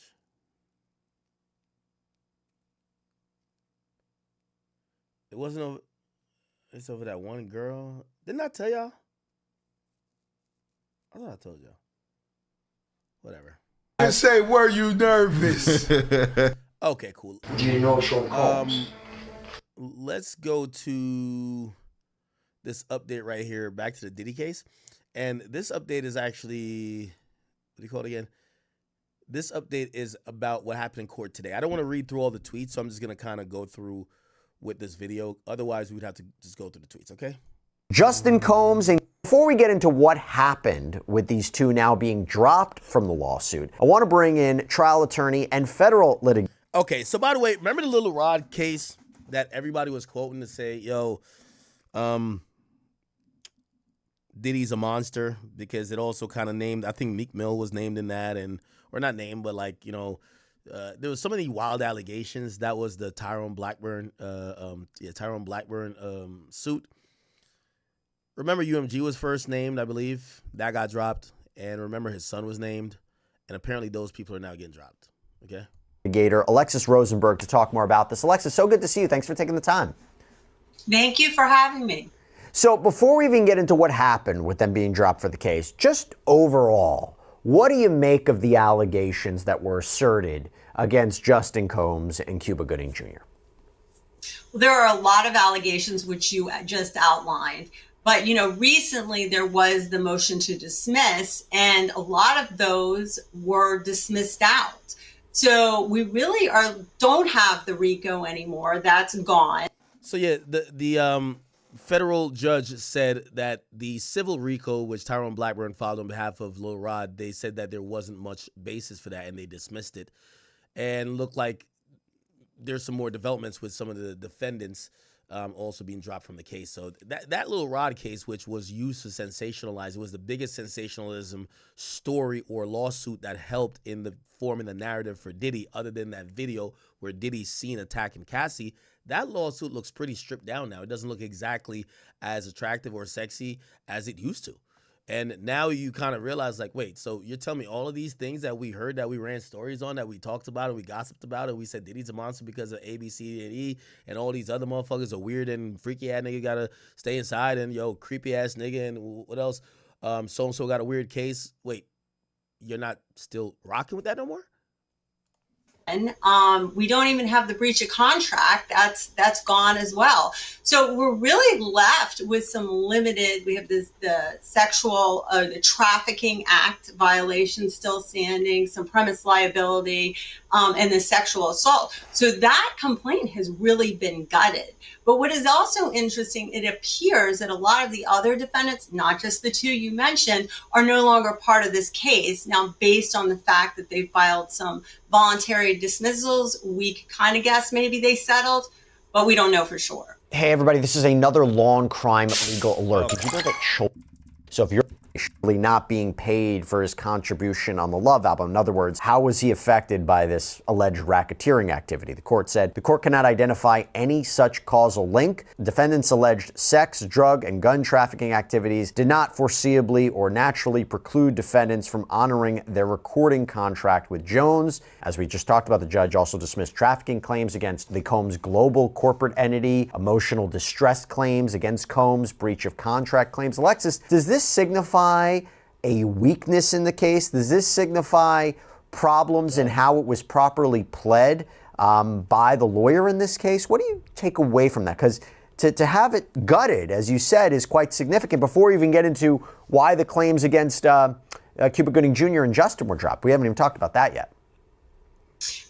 Looking at it and looking at the order from the court, it does appear to be pleading issues. Also, what was very interesting in that order from the court on the motion to dismiss, the judge, really scolds the plaintiff's attorney. I have not actually seen in a federal order for a motion to dismiss a judge scolding the plaintiff's attorney openly in that manner. So I found that very interesting, where he says blatantly that and actually says that if you continue in this manner, there's going to be sanctions. That the way he pled that complaint, in the judge's opinion, was inappropriate. Actually, let me pull it up. So Judge Oken told Tyrone Blackburn, okay, so lawyer for Jones, that due to his, quote, unsettling conduct, he was concerned about that, issued a warning. Blackburn's filings are replete with inaccurate statements of law, conclusory accusations, and inappropriate ad hominem attacks on opposing counsel. Yeah, I haven't quite seen that either. And it makes me wonder, we're in the middle of, we're about to start the Sean Combs criminal case. From pretrial filings, let me grab some ice, by the way. There might have been a discussion about Rodney Jones being a part of that case, maybe was interviewed by federal prosecutors, but it also seems to me, based on these filings, I'm reading between the tea leaves, that he is not going to be called as a witness, that potentially his claims couldn't be properly verified, that maybe that's why he's not being called. We don't know for sure. I remember reading a filing that said producer one, the defense was talking about producer one. I made the argument it could be Rodney Jones, but given the problems in this case, does it seem to you unlikely that he would be called as a witness in Sean Combs' criminal case? I agree with you, Jesse. And also, I think that they have tons of other witnesses, it appears, that can go and set up and testify to the elements that they need in that case without calling him. It does seem a little loose. And also, we have somebody who is participating. So I agree. I don't think they're going to call him. I'm about to get into Justin Combs and Cuba Gooding Jr., but real quick, did you feel that the claims, racketeering, was just too broad of a claim for this kind of civil lawsuit? Well, civil racketeering, I defend civil racketeering cases, so that's not unusual.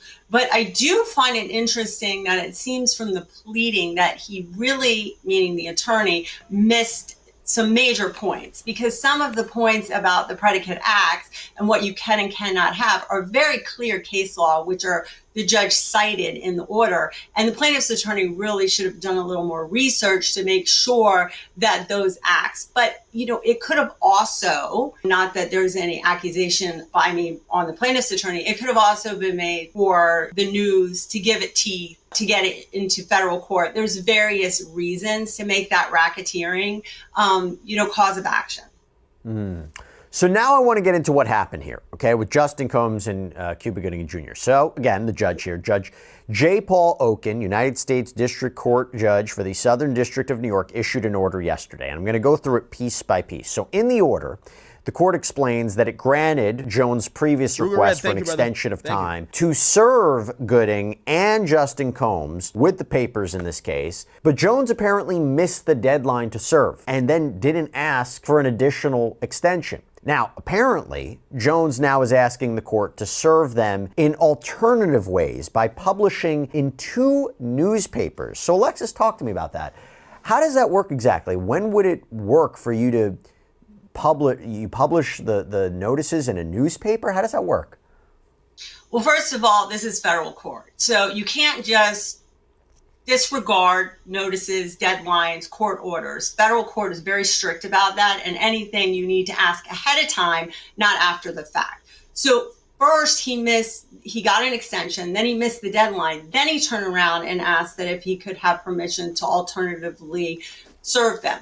Now, what's interesting about this is, what is the problem here? I'm not getting, this is just service. You have 90 days initially in federal court. Why didn't he try to follow the procedure? Because we're talking straight procedure. Why wasn't the straight procedure followed to get this service? That's my big question. Now, filing publication, it is a route you can do, but you have to follow the procedure of the initial. So let me give you a little bit of context.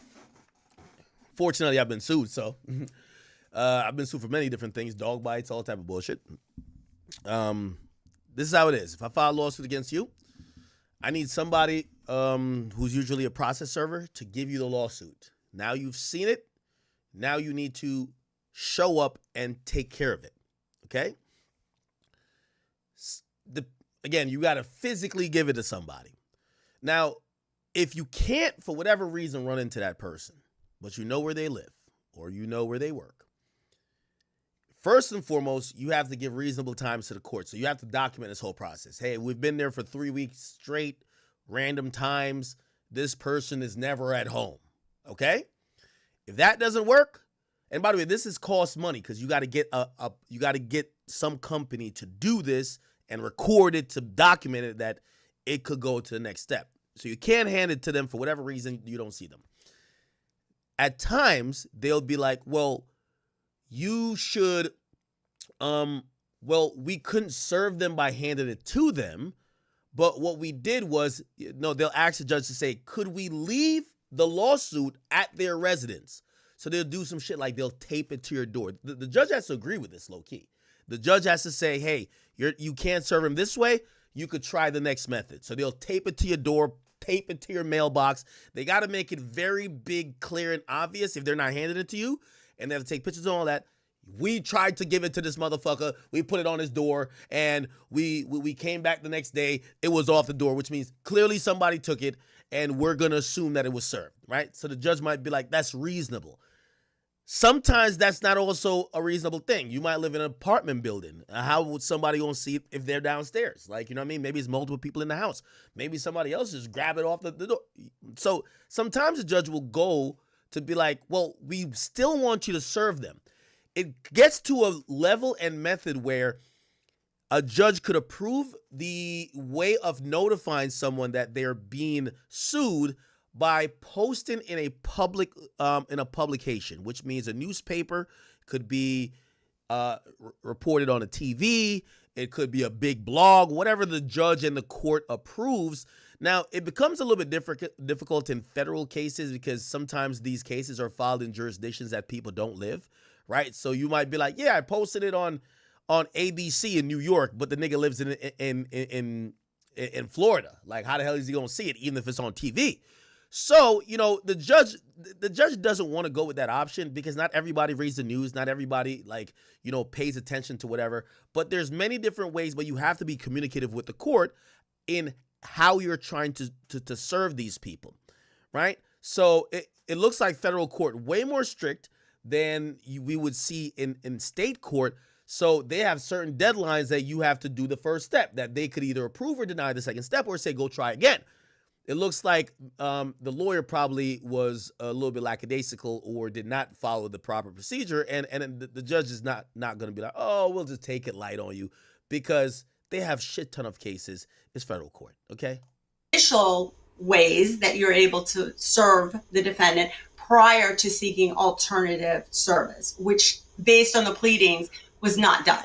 I'm going back to my civil procedure class back in law school, but I remember it briefly a little bit. But how would it actually work? So you publish your complaint in a newspaper, which newspaper, so that the defendant would see it? Is that how it works exactly? Well, alternative service, you have to do attempt to do the appropriate service that's listed in the rules of procedure. Yeah. So, which they didn't. That's why there was that hearing that showed up where the judge said, first it was a letter, tell me why, what's going on? Why haven't you had this individual served? Then you... Now, here's also what ends up happening for people who are sue happy, right? Okay, you want to go file a lawsuit against, I don't know, I want to go file a lawsuit against 50 Cent, right? I'm Joe Schmo, this and third, and especially a lot of these people who want to file lawsuits against Diddy. Here's the problem, and here's the thing when you mention all these other people. You've thrown in Cuba Gooding Jr. He's a celebrity, lives multiple locations. Sometimes he's probably in and out the country.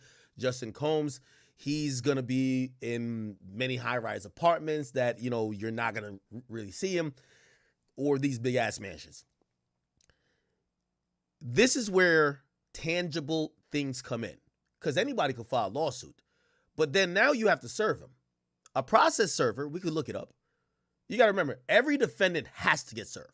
So now you think, oh, we're just filing a lawsuit, and if we get money, we're going to bust it down with our attorney. But no, somebody has to spend that bread. So how much does process servers cost? Let's get like we're just going to go with the AI thing. It costs typically between $20 to $100. I don't know to say per job. I think sometimes it's probably an hour. Like, I don't know. Let me see. Process service fees. Okay. Price includes 3 attempts. Okay, 3 attempts, right? All right. So standard service, $95. Okay, cool. Now, granted, you might be like, that's not that much amount of money. But again, the court has to be satisfied with the amount, right? And also it adds up. You're trying to serve several defendants. You got to serve businesses. Some people might have attorneys that might say, fuck showing up and trying to hand a paper in your face. We'll just accept service on the behalf of our client. But for other people, you got to go do this. So now you've spent maybe a couple $1,000s, right? Remember, you don't know if you're getting any of this money back. Keep in mind, this isn't like a Tony Busby type firm. This is pretty much the defendant who don't got no money, most likely, and then the lawyer got to foot all the bill until the money comes in, hopefully from a settlement, and they're going to bust it down and get their 30% or 40%, whatever it is. So, and also the judge could say, keep going back. Keep going back. So money has to be spent to even serve these people, okay? can seek to do alternative. One alternative is potentially publication, but that you have to show good cause for that. Sure. And you have to show why the other appropriate means of service were not done. Yeah. They didn't do that. I mean, the pleading says they didn't do it. They acknowledge they didn't do it. Let's talk about that. So the rules say you start with personal delivery or a combination of mailing and delivering to a suitable representative at a person's home or business. If you can't do that, that's not possible. Nail and mail service is allowed. That doesn't work. Service can be made how the court directs. So this is what the order from the court says. Quote, regarding Cuba Gooding Jr., Blackburn provides documentation of attempts to effect service at 3 addresses in California. Blackburn sent... Now, remember this. So this is how money mounts up. Let's say it's $100, like as we just seen on this, which I think this is probably cheap, right? Let's say $100 for what they said, 3 attempts at one given address. These celebrities got 3, 4, 5 addresses. If you didn't find them at one address, they could, again, you have to, every address you find, you got to try to go serve. So they tried 3 times at this address, $100. 3 times at this address. Money keeps piling up. Then there's multiple defendants. You can see how this becomes thousands of dollars in the hole. The process server to the 3rd address only after the November 8th deadline had already passed, stating that the process server received the summons from Blackburn on November 10th, 2024. Despite previously claiming that he, quote, attempted to serve Gooding in New York, Blackburn provides no documentation of any such service attempts. Blackburn also did not attempt to serve Gooding in Florida, despite acknowledging that similar attempts were successful in other cases. Nor does Blackburn provide evidence that nail and mail service is impracticable. Lexus, let's start there. What do you take away from that? I think that the attorney has a problem. Why wasn't this done? But also remember that this was dismissed without prejudice. And so that means that they can turn around and refile potentially the complaint or include them and try to get appropriate service and follow the procedure. Now, I don't know if they're going to do that based on the order on the motion to dismiss and other things. The judge is playing tough ball with hardball with the lawyer. He's saying that I'm unhappy with how some of the stuff is. I'm going to dismiss it. You can refile again, but it's going to look really bad if you refile and don't follow the rules like how I wanted you to. So this is why people think that they're not going to add these guys back again. Things. They may choose not to do that, but that is an option, and they have to do that within statute of limitations. Can Blackburn, Rodney Jones object to this, appeal this decision to dismiss the case against Cuba Gooding Jr. for failure to serve? Can they appeal that, or this is the end of the road for them? They have to now figure out what they're going to do next. That's not appealable. No, they wouldn't be able to appeal on that. Also, it's not a final because they're allowed to. They have leave to, or they're allowed to file again. So that's not an appealable thing. The question is whether they are going to refile against those 2 defendants and then try to appropriately get them served. I'll get to Justin Combs in one second. Just any rationale for why this happened or why they didn't provide, according to the court, documentation of the service attempts? Anything you can see about why that might have happened? I don't know, maybe it was office failure, miscommunication. I'm not sure. I mean, this is just kind of a simple thing. You file a complaint and you get service and you stay on top. It is a simple thing, right? It is a simple thing. It's not the hardest thing in the world. No, it's not the hardest thing. It's pretty simple. So, and it's not even an attorney thing, really. It's generally office staff. So I'm not sure. It just seems because they missed the first deadline, that's understandable. But then they get an extension and then they don't do anything. So I'm leaning towards just some sort of office failure. Okay. Well, that's concerning to say the least. So now let's go to Justin Combs. The court writes, quote, regarding Justin Combs, Blackburn provides a transcript of his correspondence with a process service provider showing that attempts to effect service using a process server began on October 19th, 2024. Blackburn first provided the process server with 2 incorrect addresses. Blackburn then provided a 3rd address at 7:46 p.m. on November 6, 2024, 2 days before the deadline. The process server attempted to effect service the next day and confirmed that, quote, subject resides at the address, but, quote, was unable to access the address due to private gate fence. That afternoon, Blackburn correctly instructed the process server to leave the summons and complaint with a security guard at the property if unable to reach Justin Combs himself. However, despite Blackburn's instructions, the process server responded later that day that service to the security guard or front desk personnel will not be accepted by your court. Blackburn did not respond that day. The process server again attempted service the next day, but did not leave the papers with Justin Combs' security guard. The process server so informed Blackburn, but despite the November 8th deadline, Blackburn did not respond until November 9th at 3:46 p.m.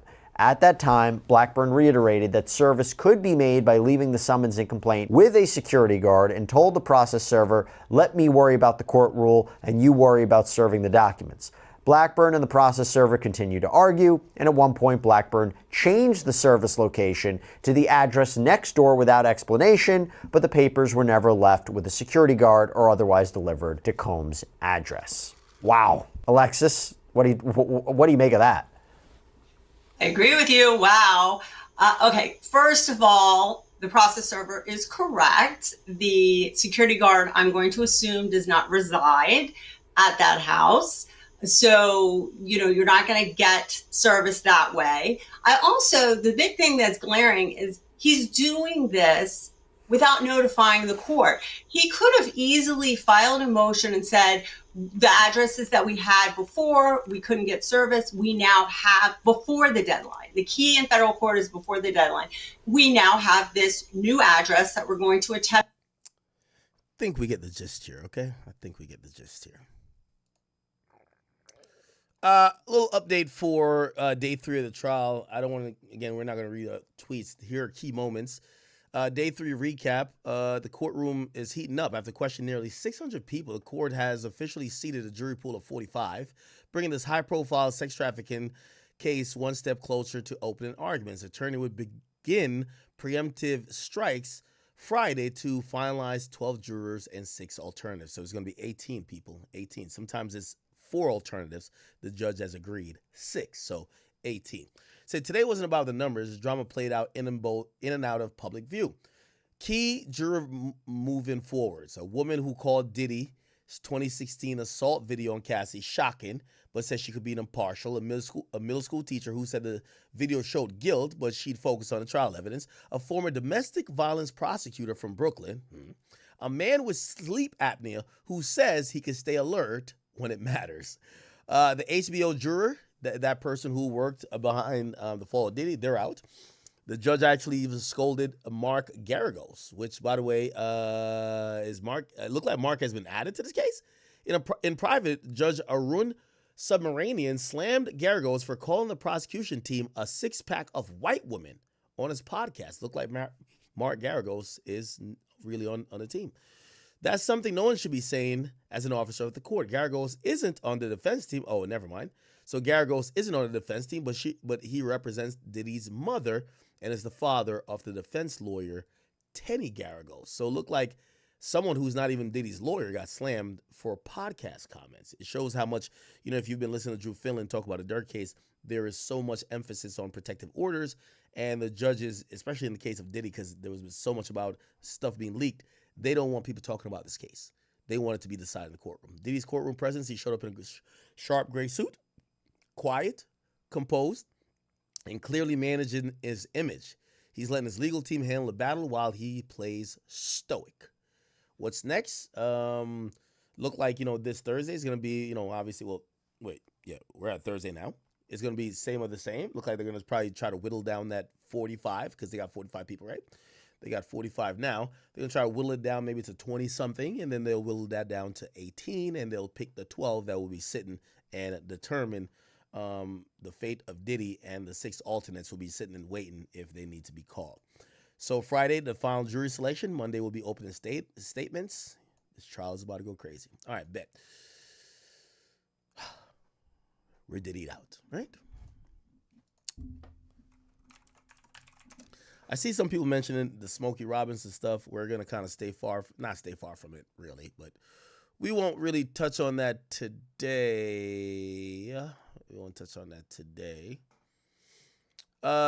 It's important that we touch on this YNW Melly thing. So YNW Melly actually finally got a bond, and he got a bond of $500,000. Except the bad thing is only for one of his 6 charges. So let me go to that moment. YNW Melly bond hearing.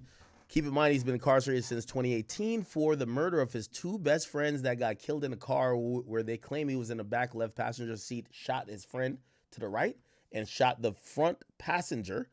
Not the front passenger. Never mind. Am I tripping? Yes. He was in the car, back left, shot his man's right here, and shot the front passenger. And then they let him out, and the driver brought the bodies to the thing, right? Let's play this bond hearing right here. I want to make sure. Okay. We're going to skip through most of this. Let's just listen to the judge ruling. When Judge Murphy had made his first. Here we go. Somewhere he can.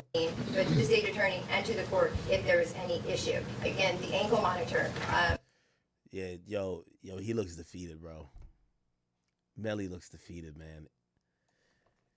It's been 7 years, bro. It's been 7 years. He looks defeated, bro. He looks defeated. Fuck. Is being monitored. I have ludicrous. For the motion pending therein.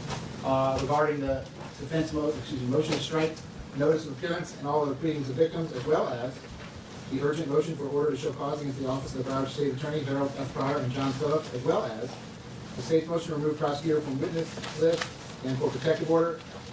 I'll ask both sides. State, I'll ask you first. How about Let me just go to the final ruling. Here we go. remain as already set, September the 10th at 9 o'clock. State, anything else I can do for you? Okay. Let's go back a little bit, and we'll probably get the hearing, or not the hearing, the ruling. Okay. Thank you.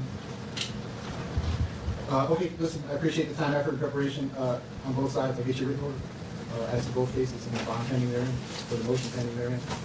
Regarding the motion to strike, notice of appearance, and all of the pleadings of victims, as well as the urgent motion for order to show cause against the office of the Broward State Attorney, Harold F. Pryor and John Phillips, as well as the state's motion to remove prosecutor from witness list and for. We have met the minutes of, and we have conditions in place to. Because it is going to be. State, anything else I can do for you? Order all 3 of those I will hear on June 20th at 8:40. Okay, I'm trying to get like the exact moment, but I can't seem to find it. Let me just find something that'll give you it quicker. Here we go. Ooh. Let's look within the hour or so. So he only got bond on one of the counts, and forget there's so many counts. 8:45 a.m. I appreciate the time, effort. Minutes of them this record. Jail calls, kites, all recovered that are part of the 23 case. So if we. This is Melly's lawyer, by the way. Court is going to consider exercising discretion if you present us zero evidence or not known to recover him should he leave the jurisdiction. Clients probably residing. Hold on, I'm trying to find it for y'all. I'm just I'm OCD in a little bit because I told you the result, but I want you to hear it from the horse's mouth. Monitoring, again, somebody is at their house checking on them. It's an impossible, and those factors. The state has not raised any additional. Okay, listen, I appreciate the time, effort, and preparation on both sides. I'll get you written order as to both cases and the bond pending therein, for the motion pending therein. Regarding the motion to strike, notice of appearance, and all of the pleadings of victims, as well as the urgent motion for order to show cause against the office of the Broward State Attorney, Harold F. Pryor and John Phillips, as well as the state's motion to remove prosecutor from witness list and for protective order. I'll ask both sides. State, I'll ask you first. How about June 4th? That's a Wednesday, June 4th. The parties arguing those aren't going to be here, Judge. That's Joel and Stephen from our office. We're not going to be arguing those particular motions. I'll have to consult with them. We can do June 4th for now, but set it, and if there's an issue, we'll deal with that. So I can't do June 4th. You can't do June 4th. Okay. I'll be gone until June 13th. How about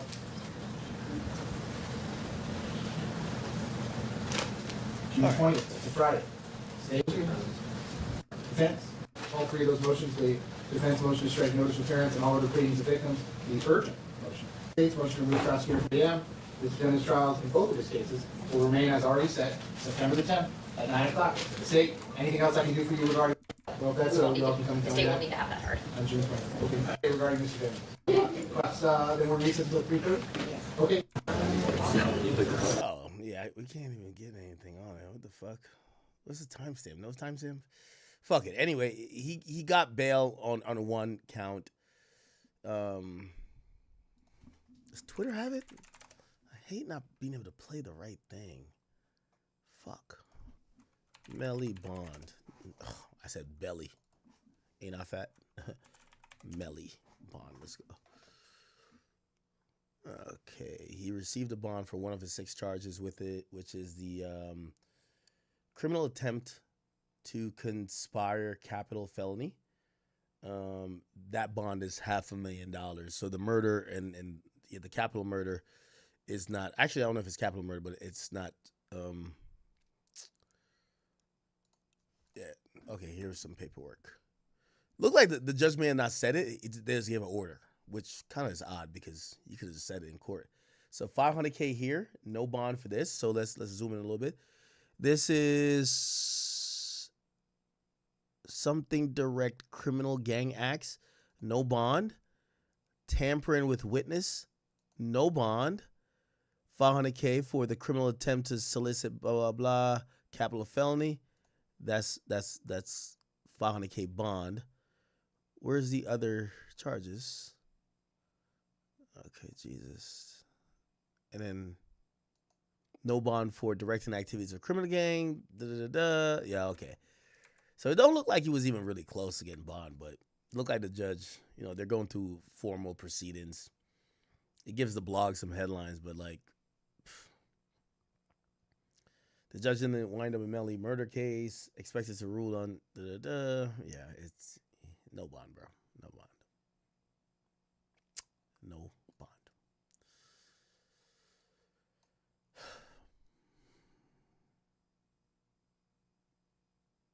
He's been locked up for 7 years, man. This is crazy. Hope they find some conclusion to that shortly, but he's not getting out for the foreseeable future. Sabrina Carpenter's dad react to Usher feeding her a cherry at the Met Gala. What? This happened?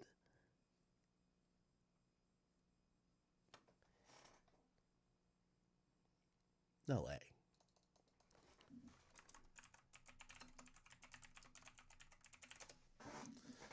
I'm confused with this Sabrina Carpenter girl. Isn't she like a Disney Channel like chick?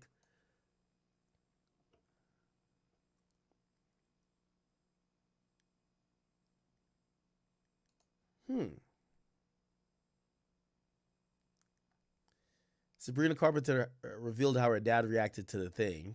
Oh, this is her dad. Says, weird? Yeah, her dad. Isn't Sabrina Carpenter, is she white?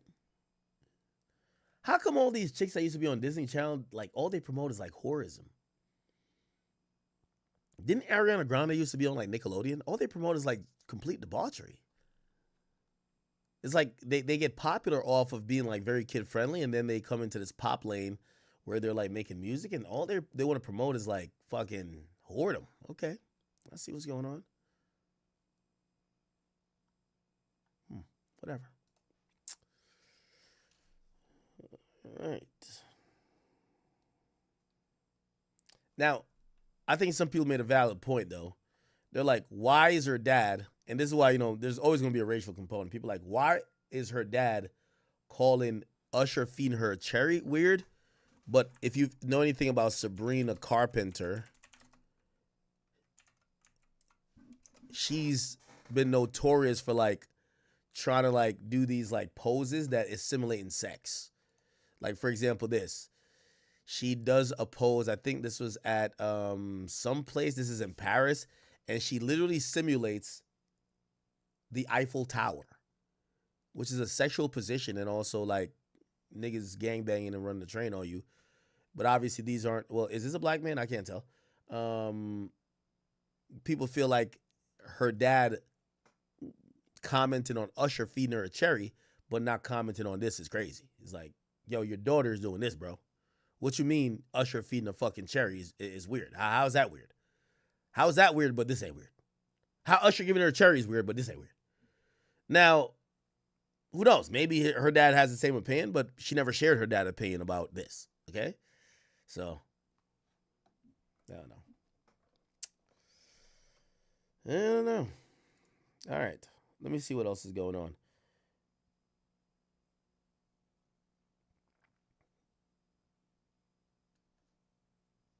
Okay, chat. Give me, I need a few more.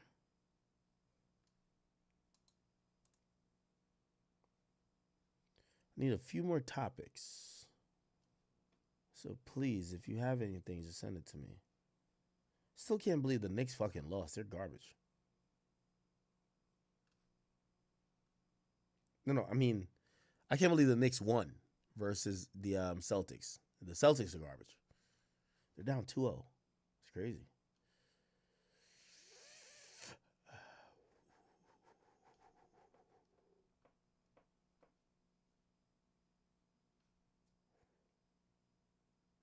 Oh, let's play the joint about let's talk about Drake album real quick. Let's talk about Drake album.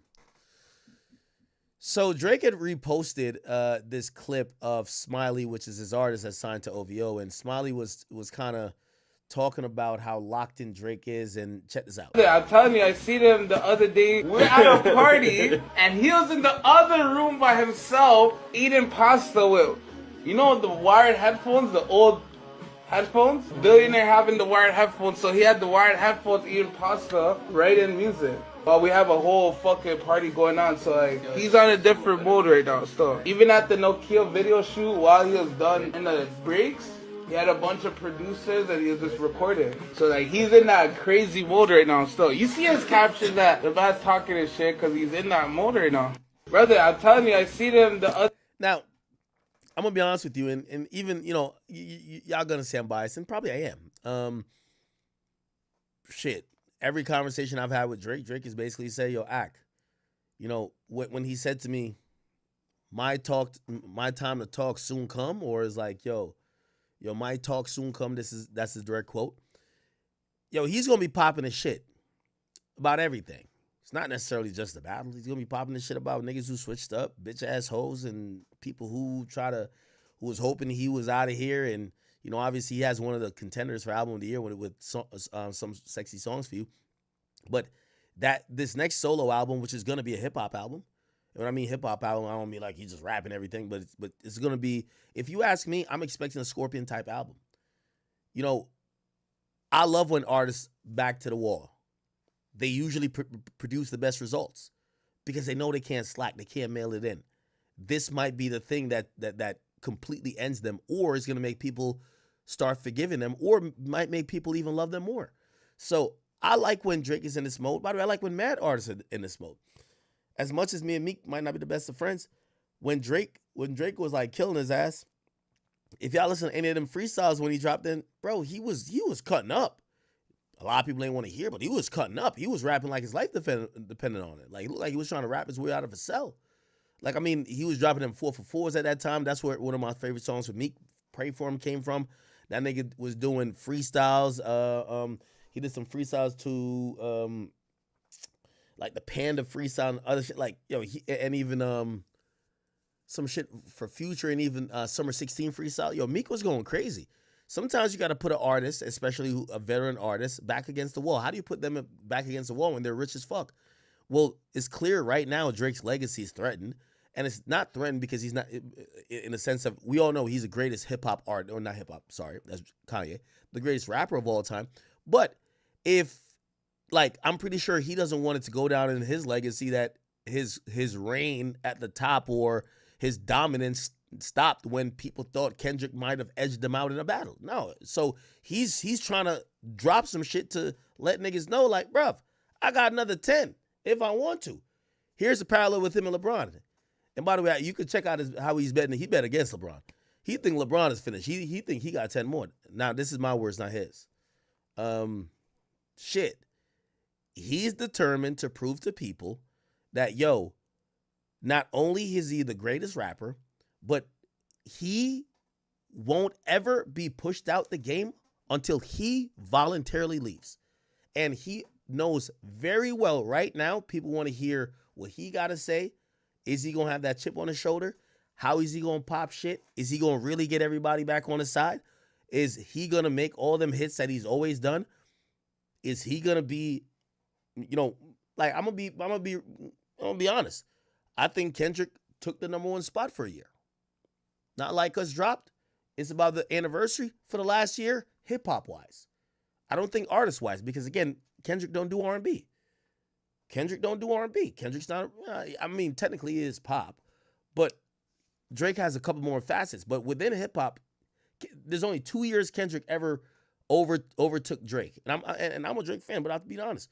2017, I think he passed Drake hip hop, and I think he passed Drake in 2024 to 2025.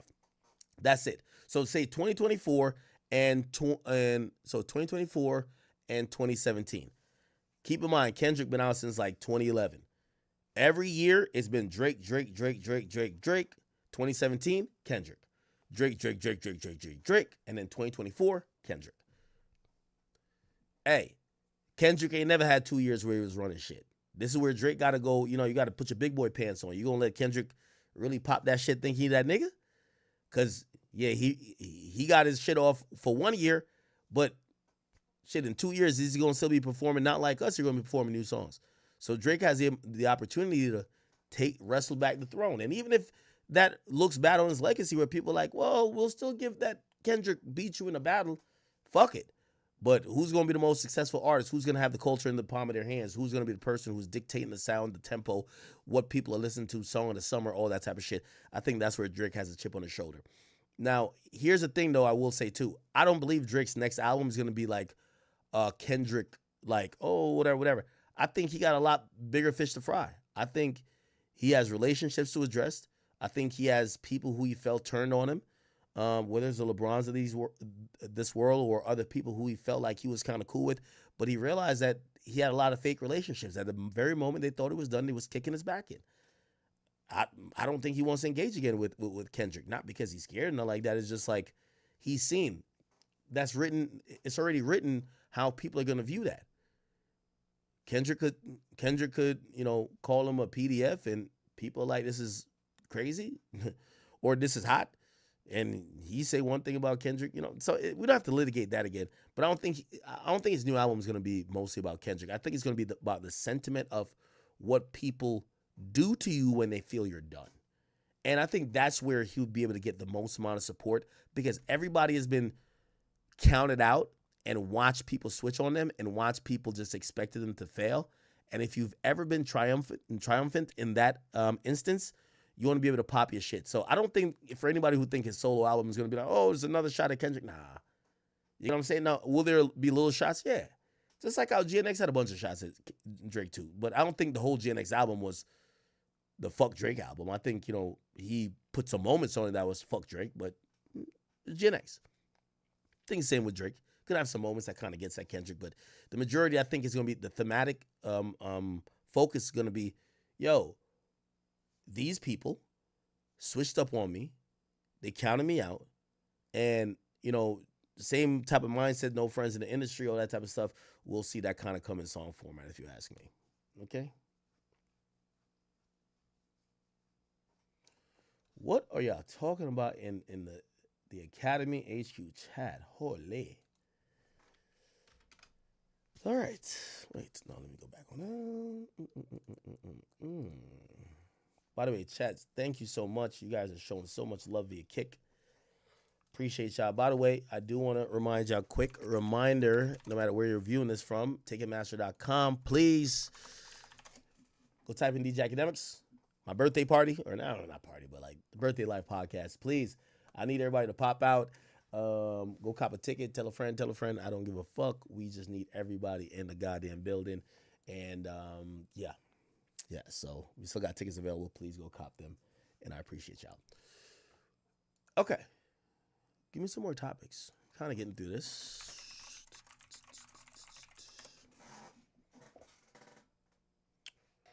We're approaching 5 hours. Ooh, look at these two. Oh man. Rocky, if we can maybe do a Rocky, no. Fuck the solo. Keep me with my girl.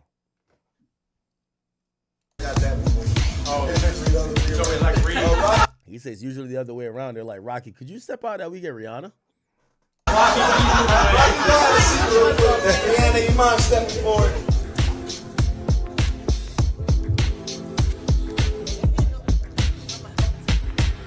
One thing I like about them, they look heavy in love, man. They look heavy in love, and I like it. I like it. I'm sorry, I like it. We could make these little petty jokes about Rocky and his music, but man, bruv, could we at least congratulate both of them? Black love. I believe all the kids Rocky has and all the kids Rihanna has are with each other. I get it. I seen some people like upset that they're not married. Like I seen even Asian Doll of all people had to like come to the defense of Rihanna because people are like, yo, you let that nigga put 3 babies in your belly and he ain't put a ring on your finger yet. What the fuck is wrong with you? And you know, again, I'm not someone who really signs up to the contract of marriage like that. So I really appreciate the fact that whatever their version of family is, we don't have to agree or we don't have to know the details of it. Like people sometimes feel like they're dictating or they're like policing other people's marriage. And I think we should mind our motherfucking business. You get what I'm saying? Let's see. I don't know if we can find it, but it was Asian Doll speaking on right here. So somebody said 3 babies and no ring. Rihanna just like y'all. And Asian Doll says, yo, her name is YN Asian Doll. Hilarious. She's a billionaire. I wouldn't marry you poor ass niggas either. So y'all could take everything I have in a divorce settlement. So ironic because women love marriage, and the majority of the time when we're seeing people take half, it's women taken from men, not men taken from women. But I digress. It says she's a queen. So even women who, when they have money, don't want to marry men. However, they always look at men who have significant money and power and whatever. They're saying, why don't you marry your woman? Well, y'all wouldn't even do it, but whatever. I digress. Okay. Again, I don't even know the details to comment on Rihanna and ASAP on why they're not married. They seem very happy in love. It's clear they have a family together. I don't know why a wedding. Well, I mean, obviously, I'm one of the people who say people should have commitments before, because having a baby is not a commitment. It doesn't have to be necessarily marriage. And I think they do have a commitment with each other. Because, again, at no time we've seen Rocky about to appear single, act single, do anything dumb, and Rihanna ain't do nothing dumb. They clearly have some commitment to each other. We don't have to know what that is. So I just pray for both of them, and I hope they continue, because beautiful black couple, right? The former Memphis police officers found not guilty for the fatal shooting or beating of Tyree Nichols. What was that again? Let me Google that thing and see if I can find out. Oh, wow. Is this the beating that killed the dude? No way.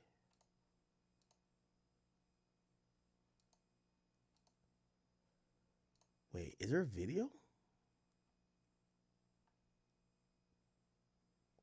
Oh, and it was all black cops as well. Holy shit. Let's go look at that. I forgot about that story a little bit.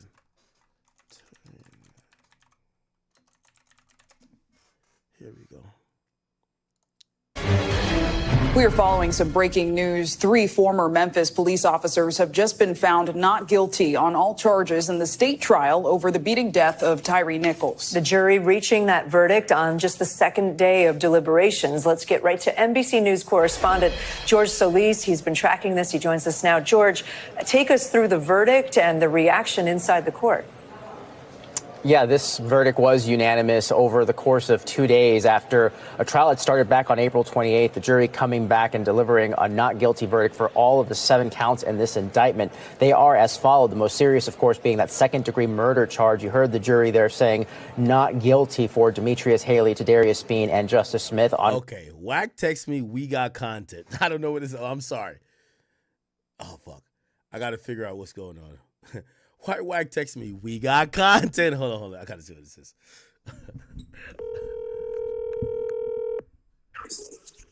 Whack. Hey. We got content, Hey, Whack? listen, bro. What happened? Listen, you know you my brother. What's going on? Talk to me. Listen, this content shit right here. Mm-hmm. Listen, I don't know if you know how you got students. Yeah. And you don't know how much they watching you. Mm-hmm. And they do some shit that outdo you. Yeah. The exposers and did some crazy shit, bro. What happened? Now, this is some bombshell shit. What do you mean? I don't even want to disrespect them. I want to call them so they can present this to you. What? This shit gonna make you fall out your chair, bro. What you mean? What's going on? Talk to me. Hold on, bro. I swear to God, let me let him present this shit. Just say this. One thing, if your bitch give you up, right? You said what? If what? It's one thing if your bra give you up, right? It's another thing if your homie give you up. Yeah. But how bad is it when your attorney give you up? What? Hold on. Hey, listen, hold on. Let me get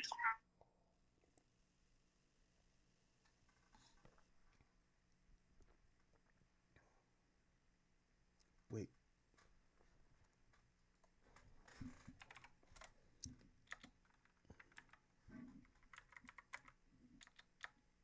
Hey, chat, what the fuck is going on? All Whack hit me was like, "Oh, we got content." And I was like, "Do we?" I don't know what this means.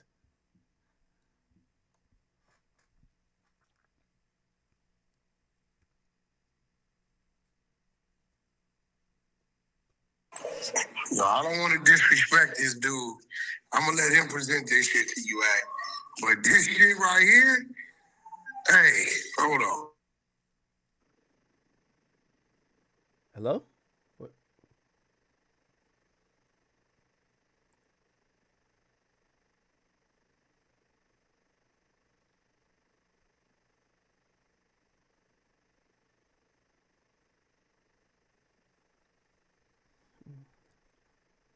Whack? You know what? Fuck it, bro. I'm just gonna send it to you. Wait, what are we talking about? What are we talking about right now? Hey, listen. Yeah.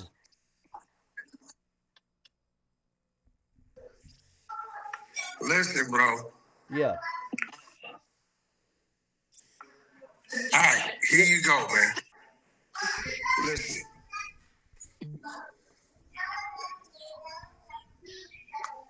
Wait, are you sending me something?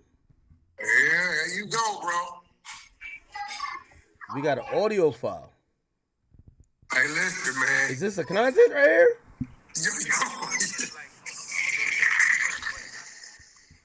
Yo, Act, listen. I'm telling you right now. Is this the content right here? Some shit you ain't ready for. I wasn't ready for it. Okay. Out of all the shit I done heard, all the crazy shit I done seen niggas get lined up, this takes the cake. Okay. You gotta help me explain, like, what we about to hear. You about to hear a conversation with a gentleman in Loose Cannon's attorney. So, okay, so you have Loose Cannon's attorney? How do you have Loose Cannon's attorney audio? Listen, bro. Motherfucker said it to me. I'm tripping.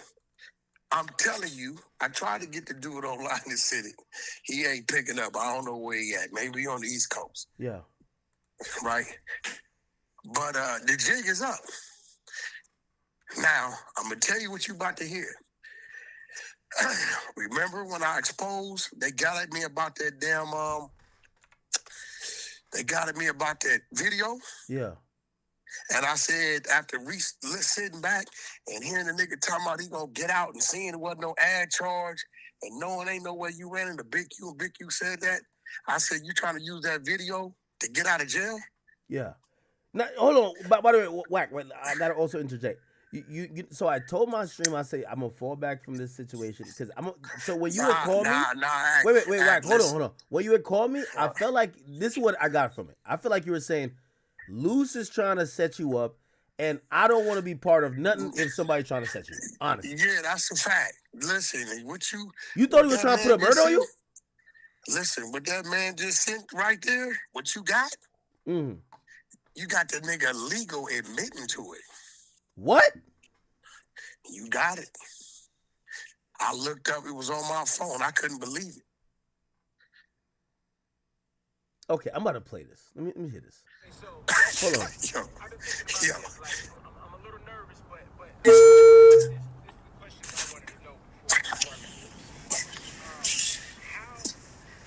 Hold on. Let me call you right back after because I got to turn this all the way up. Okay. This is a 4-minute audio, bruh. Chat. This is. So I had to get. So remember I told y'all, chat. Like at one point I'm like, so Wack calls me. He's like, yo, bro, I think this nigga Luce trying to set me up. Now I don't know what Wack into, and I don't think Wack into nothing. But when Wack told me Luce is trying to set him up, I'm like, I'm gonna just fall back from this situation. This kind of seems a little kind of crazy. So let me try to play this shit. I'm gonna mute up because I gotta listen to it. I don't know what this is, but Wack just here we go. I'm gonna have to turn this all the way up. Here we go, chat. So I've been thinking about this. Like I'm a little nervous, but I thought about this. This is the questions I wanted to know before I could proceed.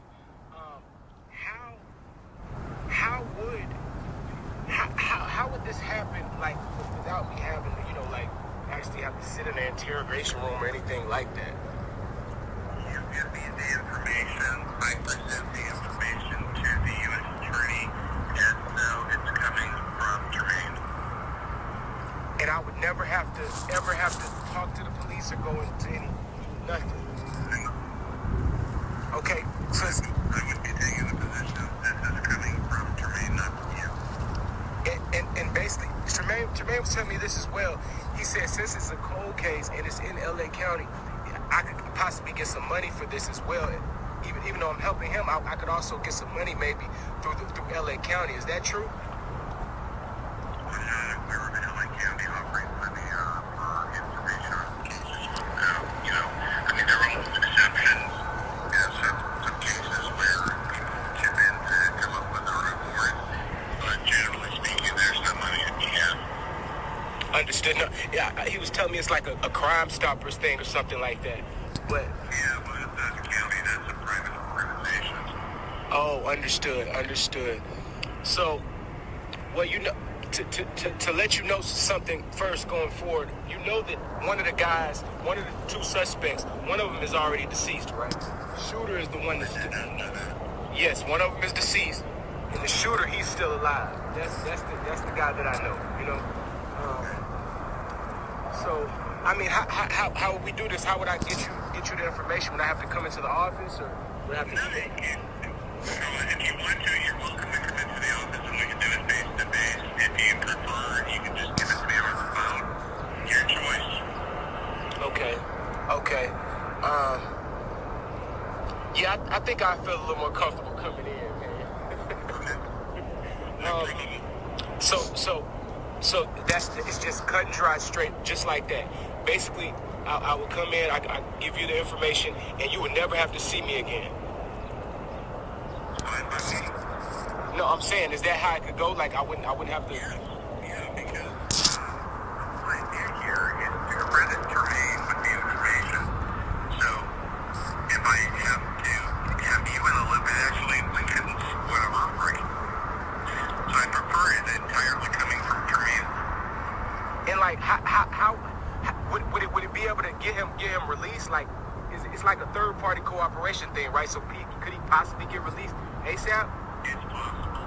I mean, I don't know that it will be that direct, but it will certainly get him a lot in the way of credibility.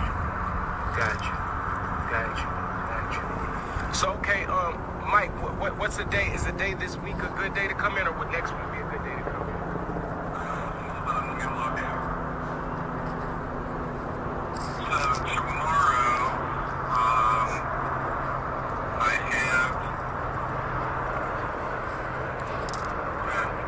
I can't come tomorrow. It'd have to be either Friday or Monday.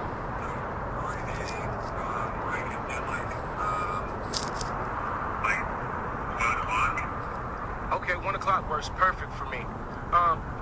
Also, do I need to bring any recordings I have or anything like that? Because Tremaine, the video that Tremaine gave you of the incident, you don't have the video with audio. You just have the one that has no audio, correct? I'm not sure if I have a video. I get sent so much stuff, I can't keep track of what I got. Are you talking about the video I told her I described to you? Yes, the Money Mike video. Yeah, it has no audio. Okay, well, I have the one with audio, so I definitely will bring that in. Okay. Well, I look forward to seeing you on Friday, man. Do you have our address? Excuse me? Do you have our address? Yes, sir. I already have the address. Yes, sir. Okay. All right. See you Friday at 1 p.m. Yes, sir. Thank you so much, Mike. Take care. All right.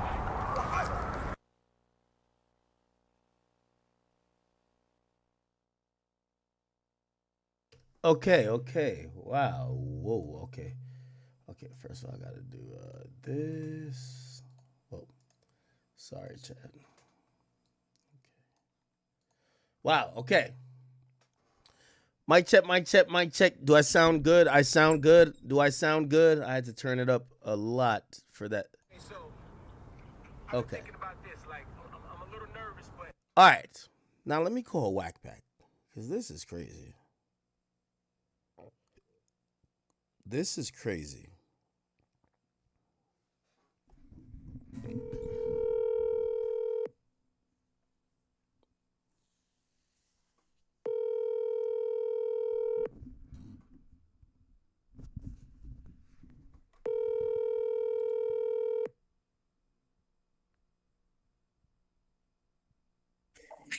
Yo. Whack, that was crazy. Hello? Okay. Yo, you telling me, motherfucker? I'm like, yo, listen, I had a hunch, and a little birdie had told me, but I ain't stupid. I did the math. Now, this is what it is. You never got the murder charge, but yet it sounds to me, like you tell me, that your attorney is well aware of this video that he has, because this other dude has said he got to work with the audio. And he said, yeah, I'm just going to turn it to the whoever and, try to get him out. That. So it's like he knows what... The attorney should have been like, I don't know what the fuck you talking about. But he knows what he's talking about. If I'm dissecting it right now, too. I'm still trying to take this shit in. Wait, okay, wow. So this is the only question I have. So you and all of the spies and everybody over at listen, bro. Listen, this shit comes from. Listen to me, bro.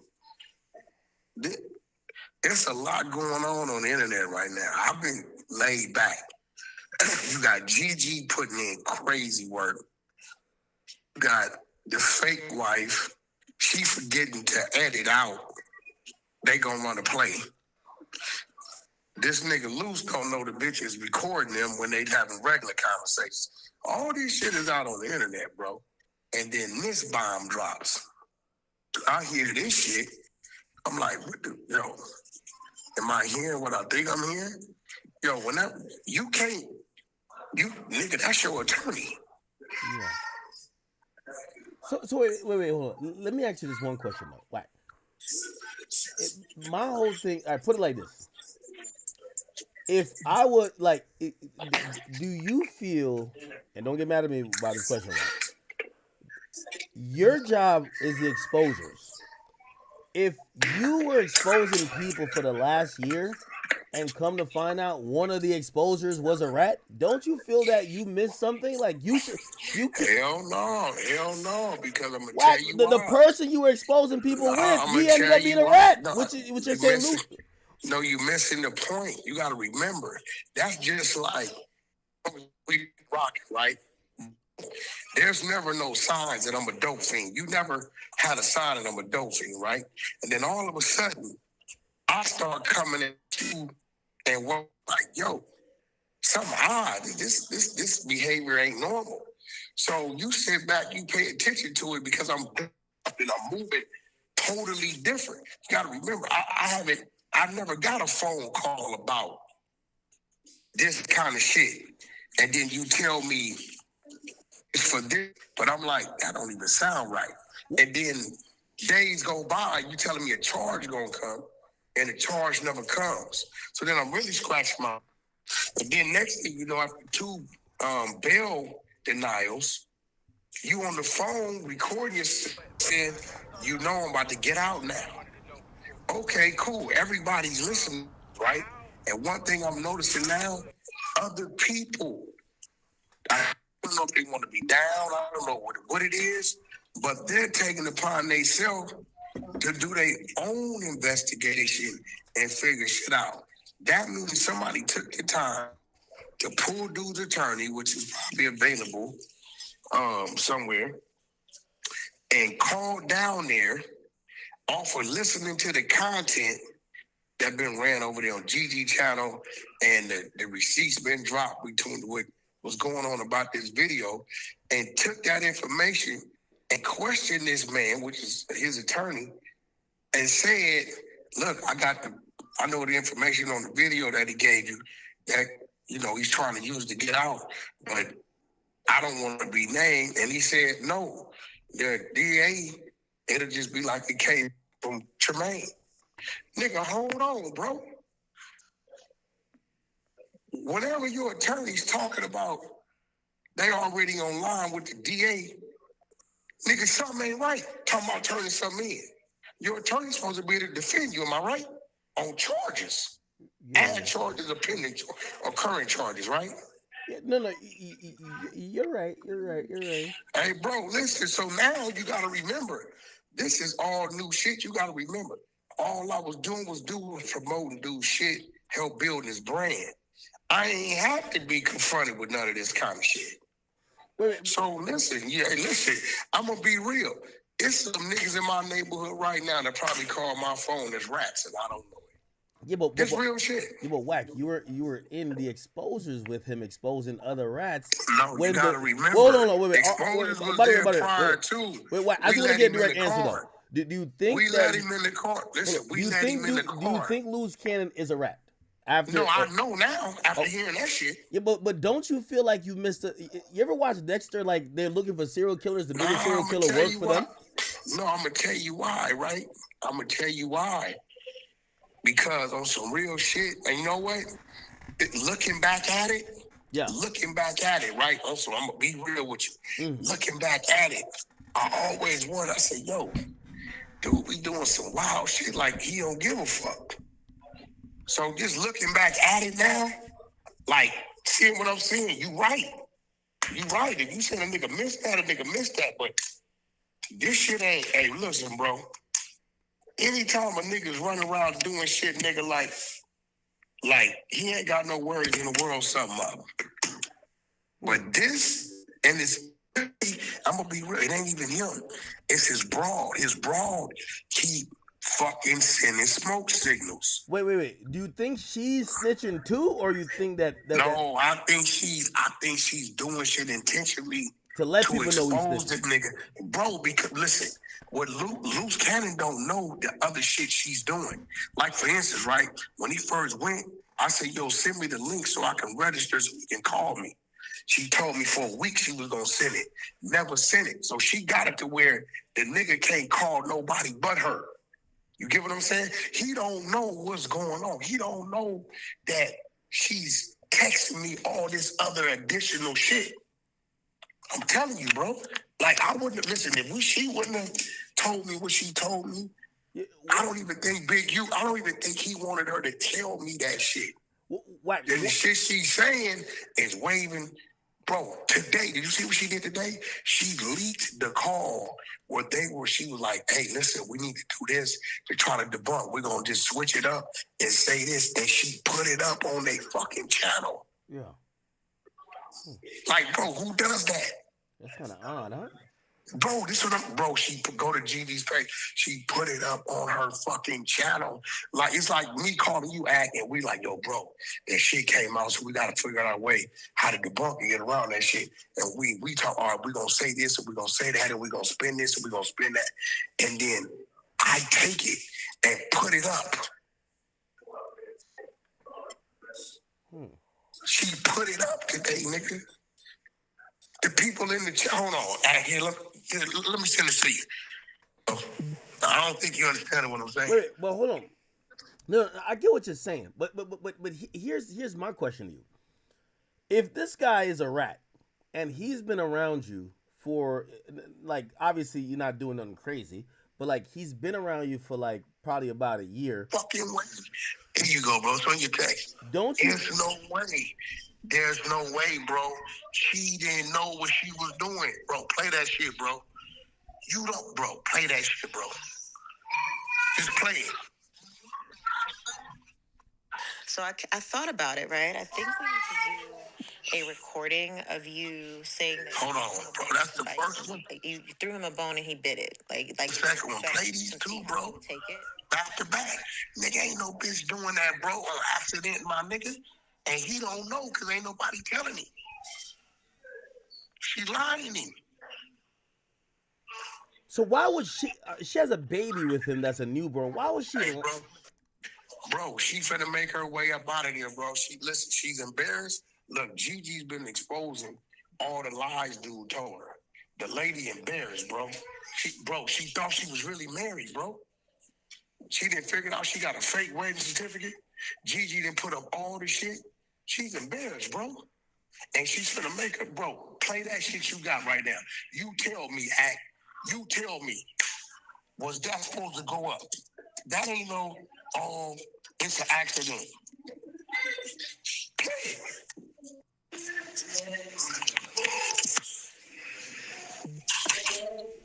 Let me see. Bro, play that shit, bro. All right, so fuck what I'm talking about. It's rolling. I'm gonna edit the first part out. Hello. When people were okay. So I thought about it. I think we need to do a recording of you saying that you gave him a bone to bite, and you threw him a bone and he bit it. Like it was a setup to see how he would take it. You know what I'm saying? Did you hear me? Yeah. Let's go. I think you should do that because that'll clear it up to see how far he would go and see if he would really snake and turn on you. You know what I'm saying? Mm-hmm. I think you need to do that to clear it, and then I'm going to play it on my live. I told everybody I'm going live at 1 o'clock because I'm tired of this shit. And then he's trying to also put something on you. Let me go. Play it out. No, I just did. So wait. Why? You feel what I'm saying? Like, you got to follow me, bro. Bro, these things ain't this. Bro, listen to me. It's a lot. Look, she exposing dude. She exposing him. He don't have a clue because unless she tells him what's happening, he don't know. All right, wait. I'm with you on everything. Here's my question. I think everybody does want to know this. Is you telling me did a Whack? We believe you. Be working. So now we want you to. I gotta ask you this because if he's been working for a while, and for a year he was around you, what do you? What do you think? 07. What do you think he was trying to get from being around you? You know what? You think he was trying to lie? Yeah, definitely. But see, here goes the thing, bro. With what though? Bro, listen, you gotta remember, this ain't the first time. The first time it happened was back. It's in a book called Murder Rap by Greg Cadence. Go pull it up. Go to the chapter called Stutterbox.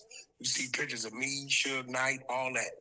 Right? A whole chapter where a nigga tried to lie me, thought I was doing something. 9 months, tracking devices, everything on my trucks, my cars, phones, everything. Raids, all that. Only to find out that he runs a string of small legal businesses. Right? Yeah, okay. Yeah, right. So this ain't the first time. When people see me, we doing this thing we do on the internet, people think I'm a gang banger and I gotta be doing something wrong. Truth be told, I'm sitting in the motherfucking Beverly Hills right now. I got probably $1 trillion worth of investors in there. I got number 2 people from Abu Dhabi. We got the people doing fucking virtual VR to fucking heal the brain from certain. I've been up here all day for 8 hours, right? Taking meetings, doing business, signing deals. I'm far from what people think I am, but when people on the outside looking in at, people be thinking I'm doing shit I ain't supposed to be doing. On some real shit. So you know what? They like, well, let's go over there and see what he doing. Because these niggas gotta work. They gotta give shit up. I don't do a motherfucking thing wrong to generate no income.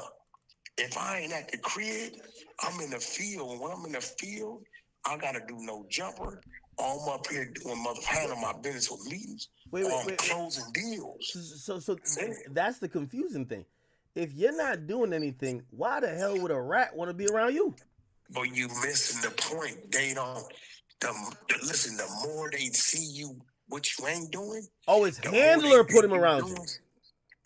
It might not even be that. It might just be, bro, it's like digging for gold, homie.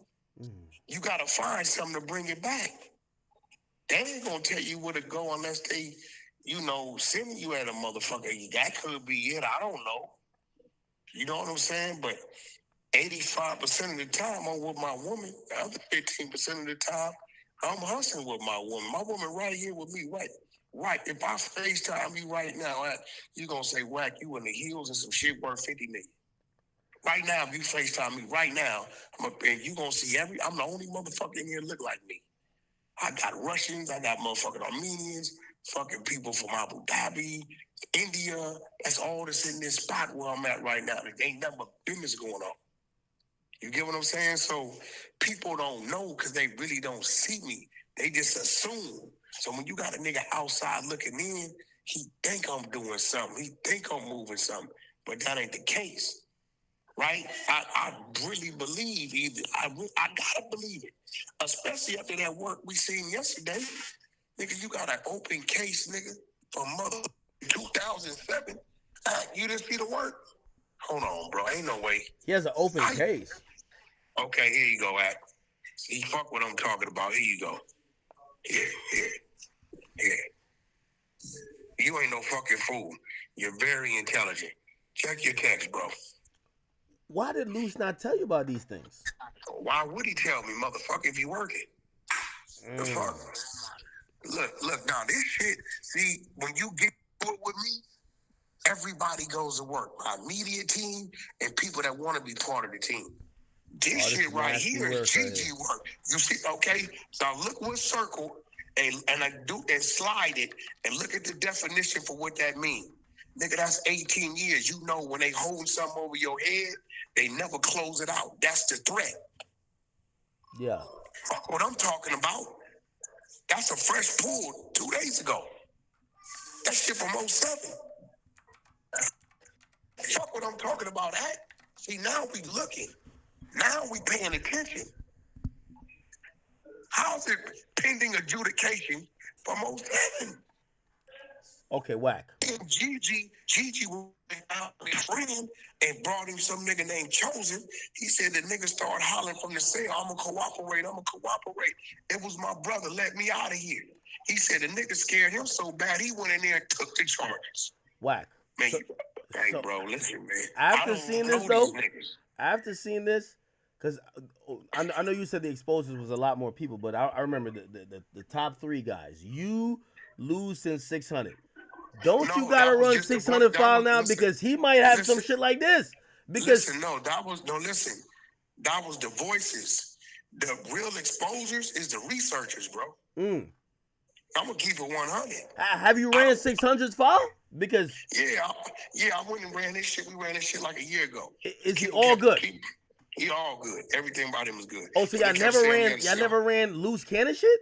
Nah, we never ran this shit. We never ran it. We just, because you got to remember, we didn't know too much about the nigga, but, we didn't know too much about the nigga. On some real shit. Nobody wasn't saying nothing. You know what I'm saying? But now, it's up. Everybody digging. You got people, bro, in this own. So wait, hold on. If you're saying loose cannon's telling, my main man Lil Durk is tied down and in the same spot with him. Bro, I see him, Lil Durk pops. His pops land today. I see him Tell your son, bro, I believe that nigga got sent up there to try to get something out of me. It's a fact. You seen what they said about that fake interview you did, right? Wait, what? Oh, hold on. I didn't send you that? Here you go. Oh, I thought I sent it to you. Here you go. Little Dirk sent word, and I had to tell him you had nothing to do with it. They lied to Act too. Here you go, Act. Wait. Who asked about the interview? Who? Here, bro, it wasn't never supposed to be an interview. Lied to the nigga. They telling you it's an interview, right? He telling Dirk. Who's Reese? Who's Reese? Listen, that's part of his management team. Listen, they telling Dirk, hey, actors want to talk to you. He thought it was just a one-on-one call with you and him.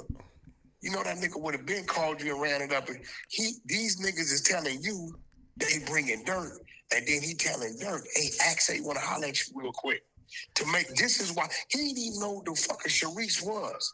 That's why when she asked that dumbass question, he froze up. He didn't even know it was being recorded. Bro, you looking at it. What? Look at it, bro.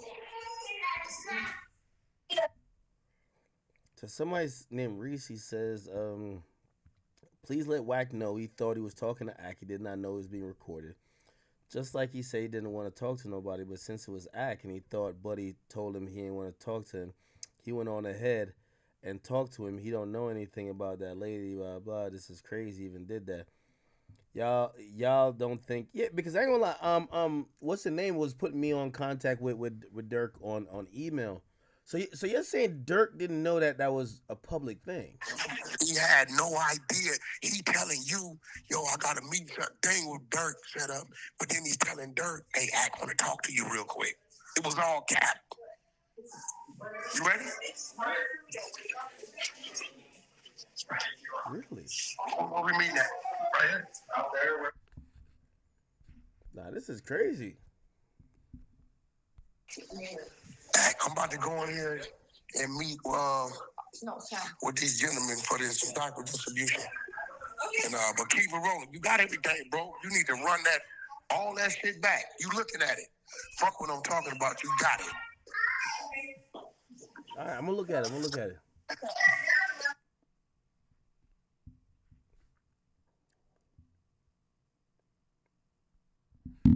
Think Wack hung up.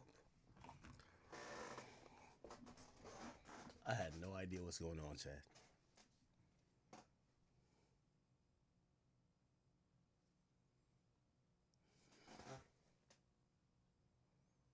They have a recorded.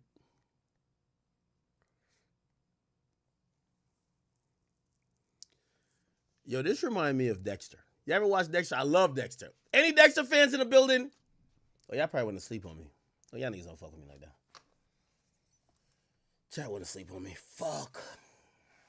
Sorry, y'all. Anybody who watched Dexter in the building? Oh, we still got 11,000 in here. Actually, more than 11,000, because why doesn't my multi-stream thing count Rumble? Rumble, because y'all like update y'all shit. I just added Kick, and Kick's numbers get counted in. Oh, we got 2,000 on Rumble.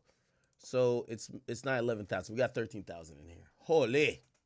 A little 13K in the building.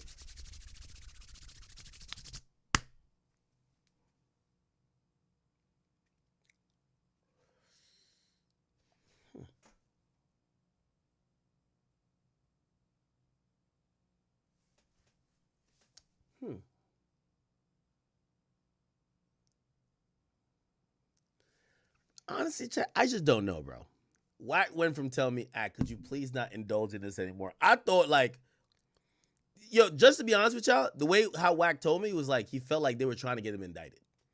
And I was just like, Wack's been good to me. I don't want to keep participating in something that's trying to get Wack indicted, even though Wack told me, and I don't believe he has nothing to do with any murder, but it was almost like this guy's trying to get me caught up. This guy's telling on me. And I was just like, whoa, okay, I'll back up. And I know some of y'all be like, yo, Ack, well, you did the war in Chirac. If a friend of mine was in a case, I would be like, I'm gonna opt out. I've told you I'm biased. You know how many times shit come across my desk about Joe Budden? You know what I do? I send it to Joe Budden and I walk away. y'all niggas can't tell me. I'm biased. I'm sorry. Get mad. Shit came across my desk about Charlamagne. I send it to him. Yo, Charlamagne, yo, you handle that, nigga. Peace. I ain't gonna talk about it. I ain't got nothing to do with it. You my mans. I'm sorry. Yeah, when it come to my mans, I give my mans. I have a man's card. That's my man's. I send it to my mans and I just do the disappearing act. Peace. Now, if they do it for me, I don't know if they do, but I do it for them. Okay. Yeah, 100%. So all y'all should be like, oh, well, you did the Warren shot. I don't know them niggas in Chirac. I'm sorry. If that was my man's, I'd be like, sorry. I'm telling y'all, I'm biased. Get mad. So Wack told me he thought he was like loose cannon trying to put a murder on him. I'm like, what? Yo, a murder on Wack? I'm like, yo, let me fall back out of this. Now Wack is calling me to be like, yo, Ack, he's a snitch. I'm like, okay. All right. I mean, he got some evidence. Like, the only thing I would say is I'm like, yo, Wack, like, if me and, yo, put it like this. If I'm in say we have an anti-PDF group and we're finding all the PDFs. It's me and Vitaly finding all the PDFs. All right, let me just put some other person because I want to shout out to Vitaly. I know you're going through some shit right now. Me, Vitaly, and person A. We're finding all the PDFs. If it turns out that person A is a PDF, we'll be like, how the hell we looking? It's like looking for bin Laden and the Taliban, and one of the main people looking is a Taliban leader. You're like, what the fuck? How the hell is one of the leaders helping us look for the shit? That's some nigga shit. I always said, man, niggas, they're only as loyal as their last meal. They will steal from you and help you look for it.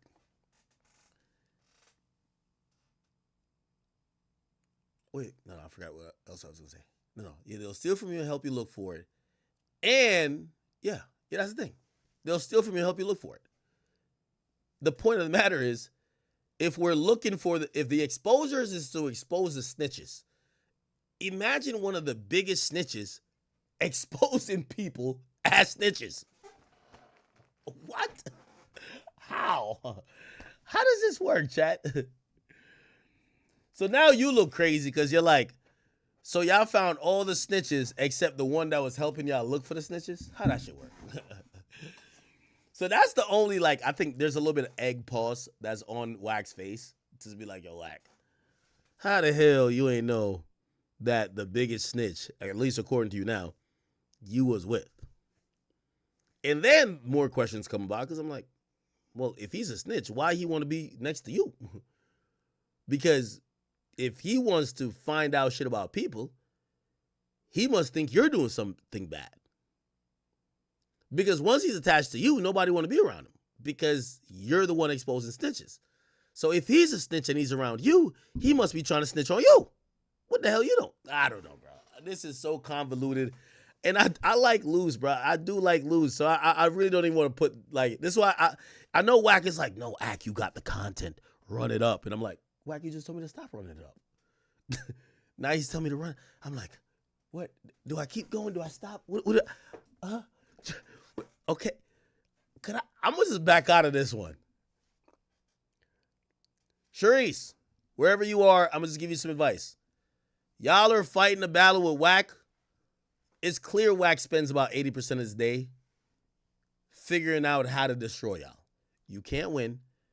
Just either bow out, focus on your husband's hopeful, departure from jail. You're going against Wack 100, bro. Like, I'm going to be honest with you. It's like impossible to win. I don't even know what to tell you. I feel bad for you, but I don't know what to tell you. Because whether it's true or not, I don't know what to tell you. Once Wack set his sights on you, bro, some random Negro sent audio to Wack talking to your attorney. Your attorney shouldn't even be on the phone. I don't know, bro. I don't know. Bro, I don't even know what to tell these people, man. Chat. I know we're only at 5 hours. I'm calling it, though. I love y'all. I want to say big salute to Kick. Kick.com/academics, We ran it up today. By the way, there's really low delay on this. We have 3.7K followers. I'm so happy. 3.7K followers on our first stream. We have over like, I think, how many subs? We have like 500 subs. I appreciate you guys so much. Thank you to Aiden. Thank you to everybody else. Thank you to Ye. Ye sent me a new version of the song. We'll play it during tomorrow. Thank all you guys. I just want to say thanks to everybody who's watching. Day 3, I think, was a success. I feel like I somewhat made up for yesterday. I hope you felt that way too. Once again, everybody, listen. As long as we sell out, yo, I need everybody to cop a fucking ticket, my nigga. I'm sorry, I gotta tell y'all, gotta get it done. Really, we need at least the lower, like this lower section sold out. We got 30 tickets left here. I think down here is, I think so far. So this venue holds like 500. We've sold like 300 tickets, which is kind of cool. But you know what I mean? Which, by the way, I think we're at about amount of the same tickets we sold for the last event. So like we're kind of, I don't care. Of course you're gonna have these people. This is something that I'm personally challenging myself with. Again, nobody can say nothing to me. I'm the richest. I'm sorry, but I do want to be able to try to do events to bring you guys out. It's not about making money. If you guys don't even know what I did, so Live Nation came to us.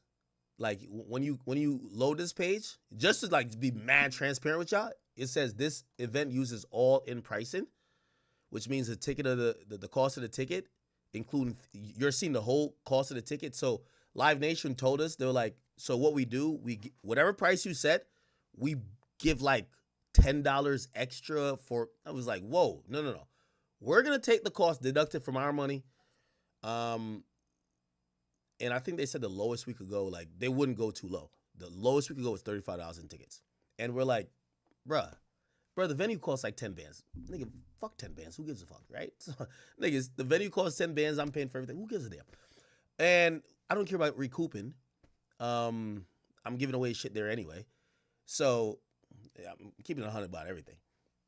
I'm just showing you the live event, just mad transparent. I told them the lowest price, they wouldn't let me go. I would have sold this shit for $2, bro. I don't give a fuck. You get what I'm saying? I would have had this shit for free. Because I already paid these niggas the money. Like, nigga, I paid for the venue. Can't we just have it for free? Let's let everybody in. I know. And I guess it's probably because of the venue and Live Nation. So all of this shit, like, you know what I mean? I don't know. Anyway. So I paid for the venue already. It's 10 bands. And then, what else? Yeah, they wouldn't let us go below $35. And I told them, I said, bro, I want just people to be with me.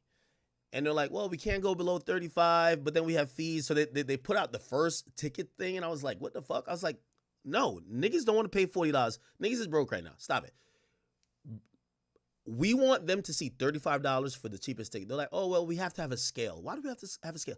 I try to tell them, I'm not trying to make money off of this shit. This is like, I'm sorry, like I'm, I've been very fortunate in this shit. I don't give a damn. But for whatever reason, I think it's some Live Nation and the event space type of thing. They have to charge a minimum. And I was just like, whatever. The only thing I got is this all-in pricing. So you guys get no fees, I believe. Anyway, whatever. So, the good news is we're already at the amount of tickets sold that we probably sold last time. We did like 300 last time, which is good. We're about at like 300 now. That's not counting all the VIPs and all these other people who I have to accommodate. But, I left mad other tickets that if you guys want to cop. So, just to give you a full, honest update about it, we're pretty much at last event's numbers. But, obviously I want to just have more of y'all in the building, right? So, yeah. And, yeah, I'm not trying to make anything. Y'all could do the math on it. I'll pocket watch myself. Like, nigga, I'm a real ass nigga, bro. Like, nigga, what the fuck? Let me see. You want me to pocket watch myself? I'll pocket watch myself. That's how gangsta I am. Calculator. Just to show y'all, like, I'm literally not making nothing off of this, right? Cool. Here's my calculator. I paid 10 bands, right, for the event, for the space.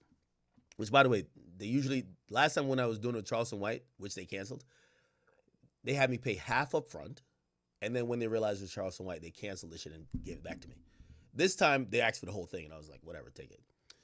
Okay, so let's say, I think this is 490 seats or something like that. Say $35, they wouldn't let me go below that. 35 times, it scales, so it's not 35, right? So really, average ticket price is probably 50 or 50, whatever. Let's say 50. Let's say 45, actually. Let me see. 45 times 490, which we're not, I don't think we're going to sell out 490, but I don't give a fuck, it's cool. So theoretically, I would make $12,000. I don't care to make $12,000. I'm sorry, right? But let's see, we sold 300 already. 45 times 300, 13,000, $3,000 in profits. I'm already like, nigga, I really just don't give a fuck.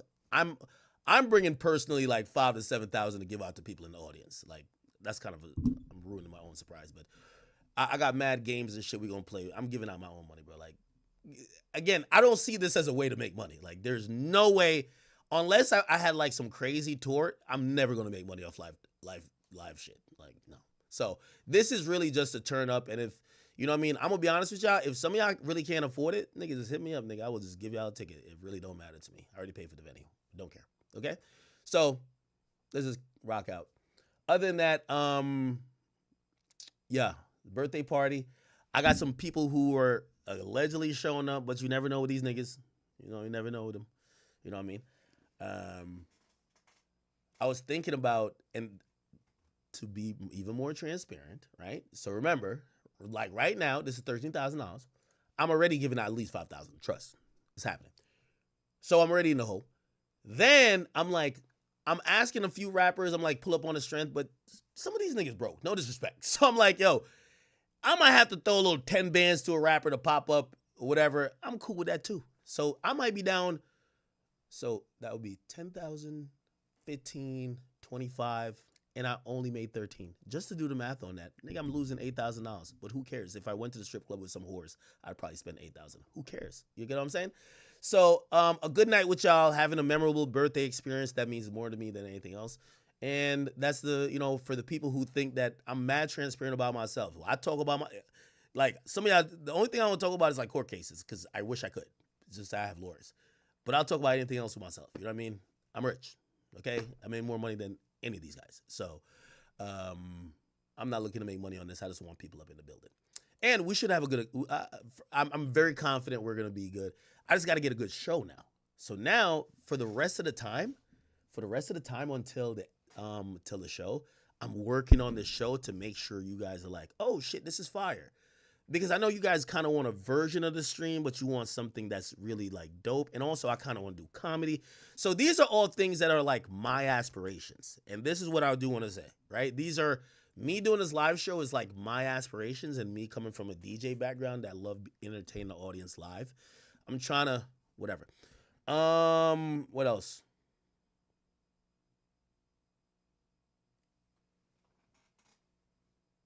I do have an announcement, but I don't know if I should. I got a big mouth. I feel like I should say it. Should I say it? No. Hey. Oh, I got to say it. All right. I'm going to say it to get off stream. Hey. Don't try to run up on me. I got the guys with me.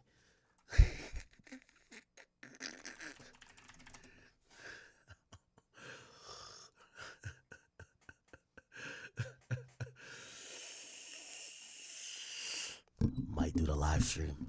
We got the suite, baby. We got the suite. All right, man. Oh, that's tomorrow. Today's some other shit. Anyway, if we could, so I'm talking. I'm trying to like make sure if we could live stream. I'm gonna be up in there, man. Wait till they play that Not Like Us. Boom! Not playing. Oh man. Anyway. All right. Love y'all. Love y'all. Love y'all. I hope y'all have a great night. Day 3 in the books. I'm telling y'all, chat, before I stream, tell me to go get a coffee. I promise you. 2 of these bitches have me good. I'm not even drunk right now. I ain't gonna lie to you. Like, I was so wired off of that. By the time I start drinking, I still ain't get drunk. And, like, we've gone through, like, 5 hours and 30 minutes. So, it looks like if I start off drinking, by 3 hours in, this stream goes to shit. If I start off drinking coffee, we're going to be on for 5 hours plus. You feel what I'm saying? Y'all feel what I'm saying? All good. Anyway, let me take this off the screen. Oh, wait, they're there the 8th, too? They're there tomorrow night. Why didn't I get tickets for tomorrow?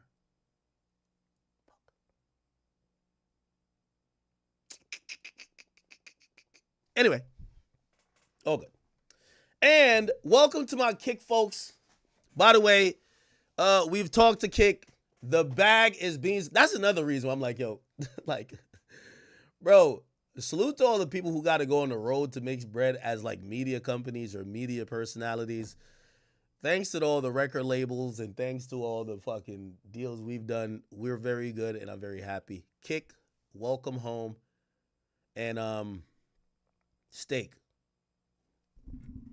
Big Ack, Grant and the team, we love you. We love you so much. Chat niggas, ain't nothing bigger than the chat. I appreciate y'all. I love y'all. And oh, you know I did some... You know what I realized? Chat, this is going to be a little bit bunny. So my dogs, all right, this is gonna be my last story and I'm gonna get off. So my dogs, they're on my balcony. First of all, you know last night when I was fucking drunk? So last night I'm drunk as shit. I fucking go to sleep. I don't know if I ain't locked my gate or something like that. My fucking doorbell is ringing at like 3 a.m. Like, what? So I'm already... Let's grab the blick and the shotty. Let's see what's popping. And of course, I'm like, dogs, get these niggas. That's why I got 4 Rottweilers. Except 3 of them weren't inside. It was the cops. Fucking cops showed up to my fucking crib last time. I'm like, what's up, man? What's up? They're like, yo, we got mad noise complaints. Your dogs is going crazy in the neighborhood. I forgot I left them up. I was so drunk last night on stream. That's what I call it last night stream strong. Trash. I left my 3 dogs like in their balcony area. They were cool. It's a good temperature, whatever. But they weren't in like, they got nice beds inside and shit like that. Anyway, they were going so crazy outside, like barking and shit like that. Cause everything they're on timing. They said the cops came like, yo, we got like 15 calls. Like, what's up, bro? I'm like, oh, I was drunk. I brought them in and everything was good. So anyway, today I was doing like some construction shit. Not really, but I was fixing the balcony because these motherfuckers, they chew on everything. These are Rottweilers with like fucking sharp razor blade teeth. They fucking chewed through the wood on my fucking deck. And today I bought some shit from Home Depot and I was like, getting my shit. I was like fucking making, I was replacing the shit they chewed through. And that's what I was noticing. I'm like, I think I got wood chips like right here. Cause I'm like, I was using the fucking circular saw, all type of shit, man. I don't know. Anyway, TMI, but who cares? As long as I know my life. But yeah, all my babies are, they're inside. They're sleeping. I wake up at 7:30, which I am going to do today. And then I get them up and I get them all food by the time, it takes about like 2 hours. I play Fortnite every day. And then we get to about like 5, 6 o'clock. Then I think about stream. And then I get on like 7 or 8 or 9 or 10 or 11. So we'll do that tomorrow. I was doing construction. You a hater. Who the fuck is this? Let me see who this is. Yo, bruv, I'm telling you, like, nigga, I'm using a circular saw today. I had a hammer. I'm like hitting the shit. Like, because like they bite through the thing and there's like, I don't even want to see. Yo, I'm gonna put it on my story tomorrow. Because y'all niggas really like playing with me. Like, y'all niggas gotta give me some credit. Even though my half bathroom, I'm still not done with it. Nigga, I put up like 8 tiles, and I got to make some cuts in the tiles now, like some for the place where you, for the outlets and where you like, because I have a double switch, and I'm mad lazy, so not mad lazy, but I got to do that anyway. The life of academics, man, and also really, I shouldn't be doing no construction because I'm working on this show. So every day now, I'm starting to do writing. If y'all didn't know, when I was doing them YouTube videos at the end, well, actually at the beginning, it was all about writing. All the first or the The first Warren Chirac shit and my first videos were all written. I used to have a script. And I got in the method of kind of almost like, it's like writing comedy and then trying to put informative shit in there. So I'm doing some writing, and I have to like try to nail it in a performance perspective. Might go to a comedy show or some shit like that. I'm trying to channel my inner Andrew Schultz. So if you come to the show, I'm going to try to do 30 minutes of comedy, but I'm going to kind of cloak it like I'm not, because I'm still pussy. I'm still scared that you guys would be like, yo, this nigga is not that funny, man. Get this nigga out of here. So anyway, that's going on. I'm going to get off and go rub Pluto's stomach. It's my little boy, or my big boy. And fall asleep. Okay? I don't know why I decided to tell y'all what the fuck I'm about to be doing for the rest of the day. Love y'all.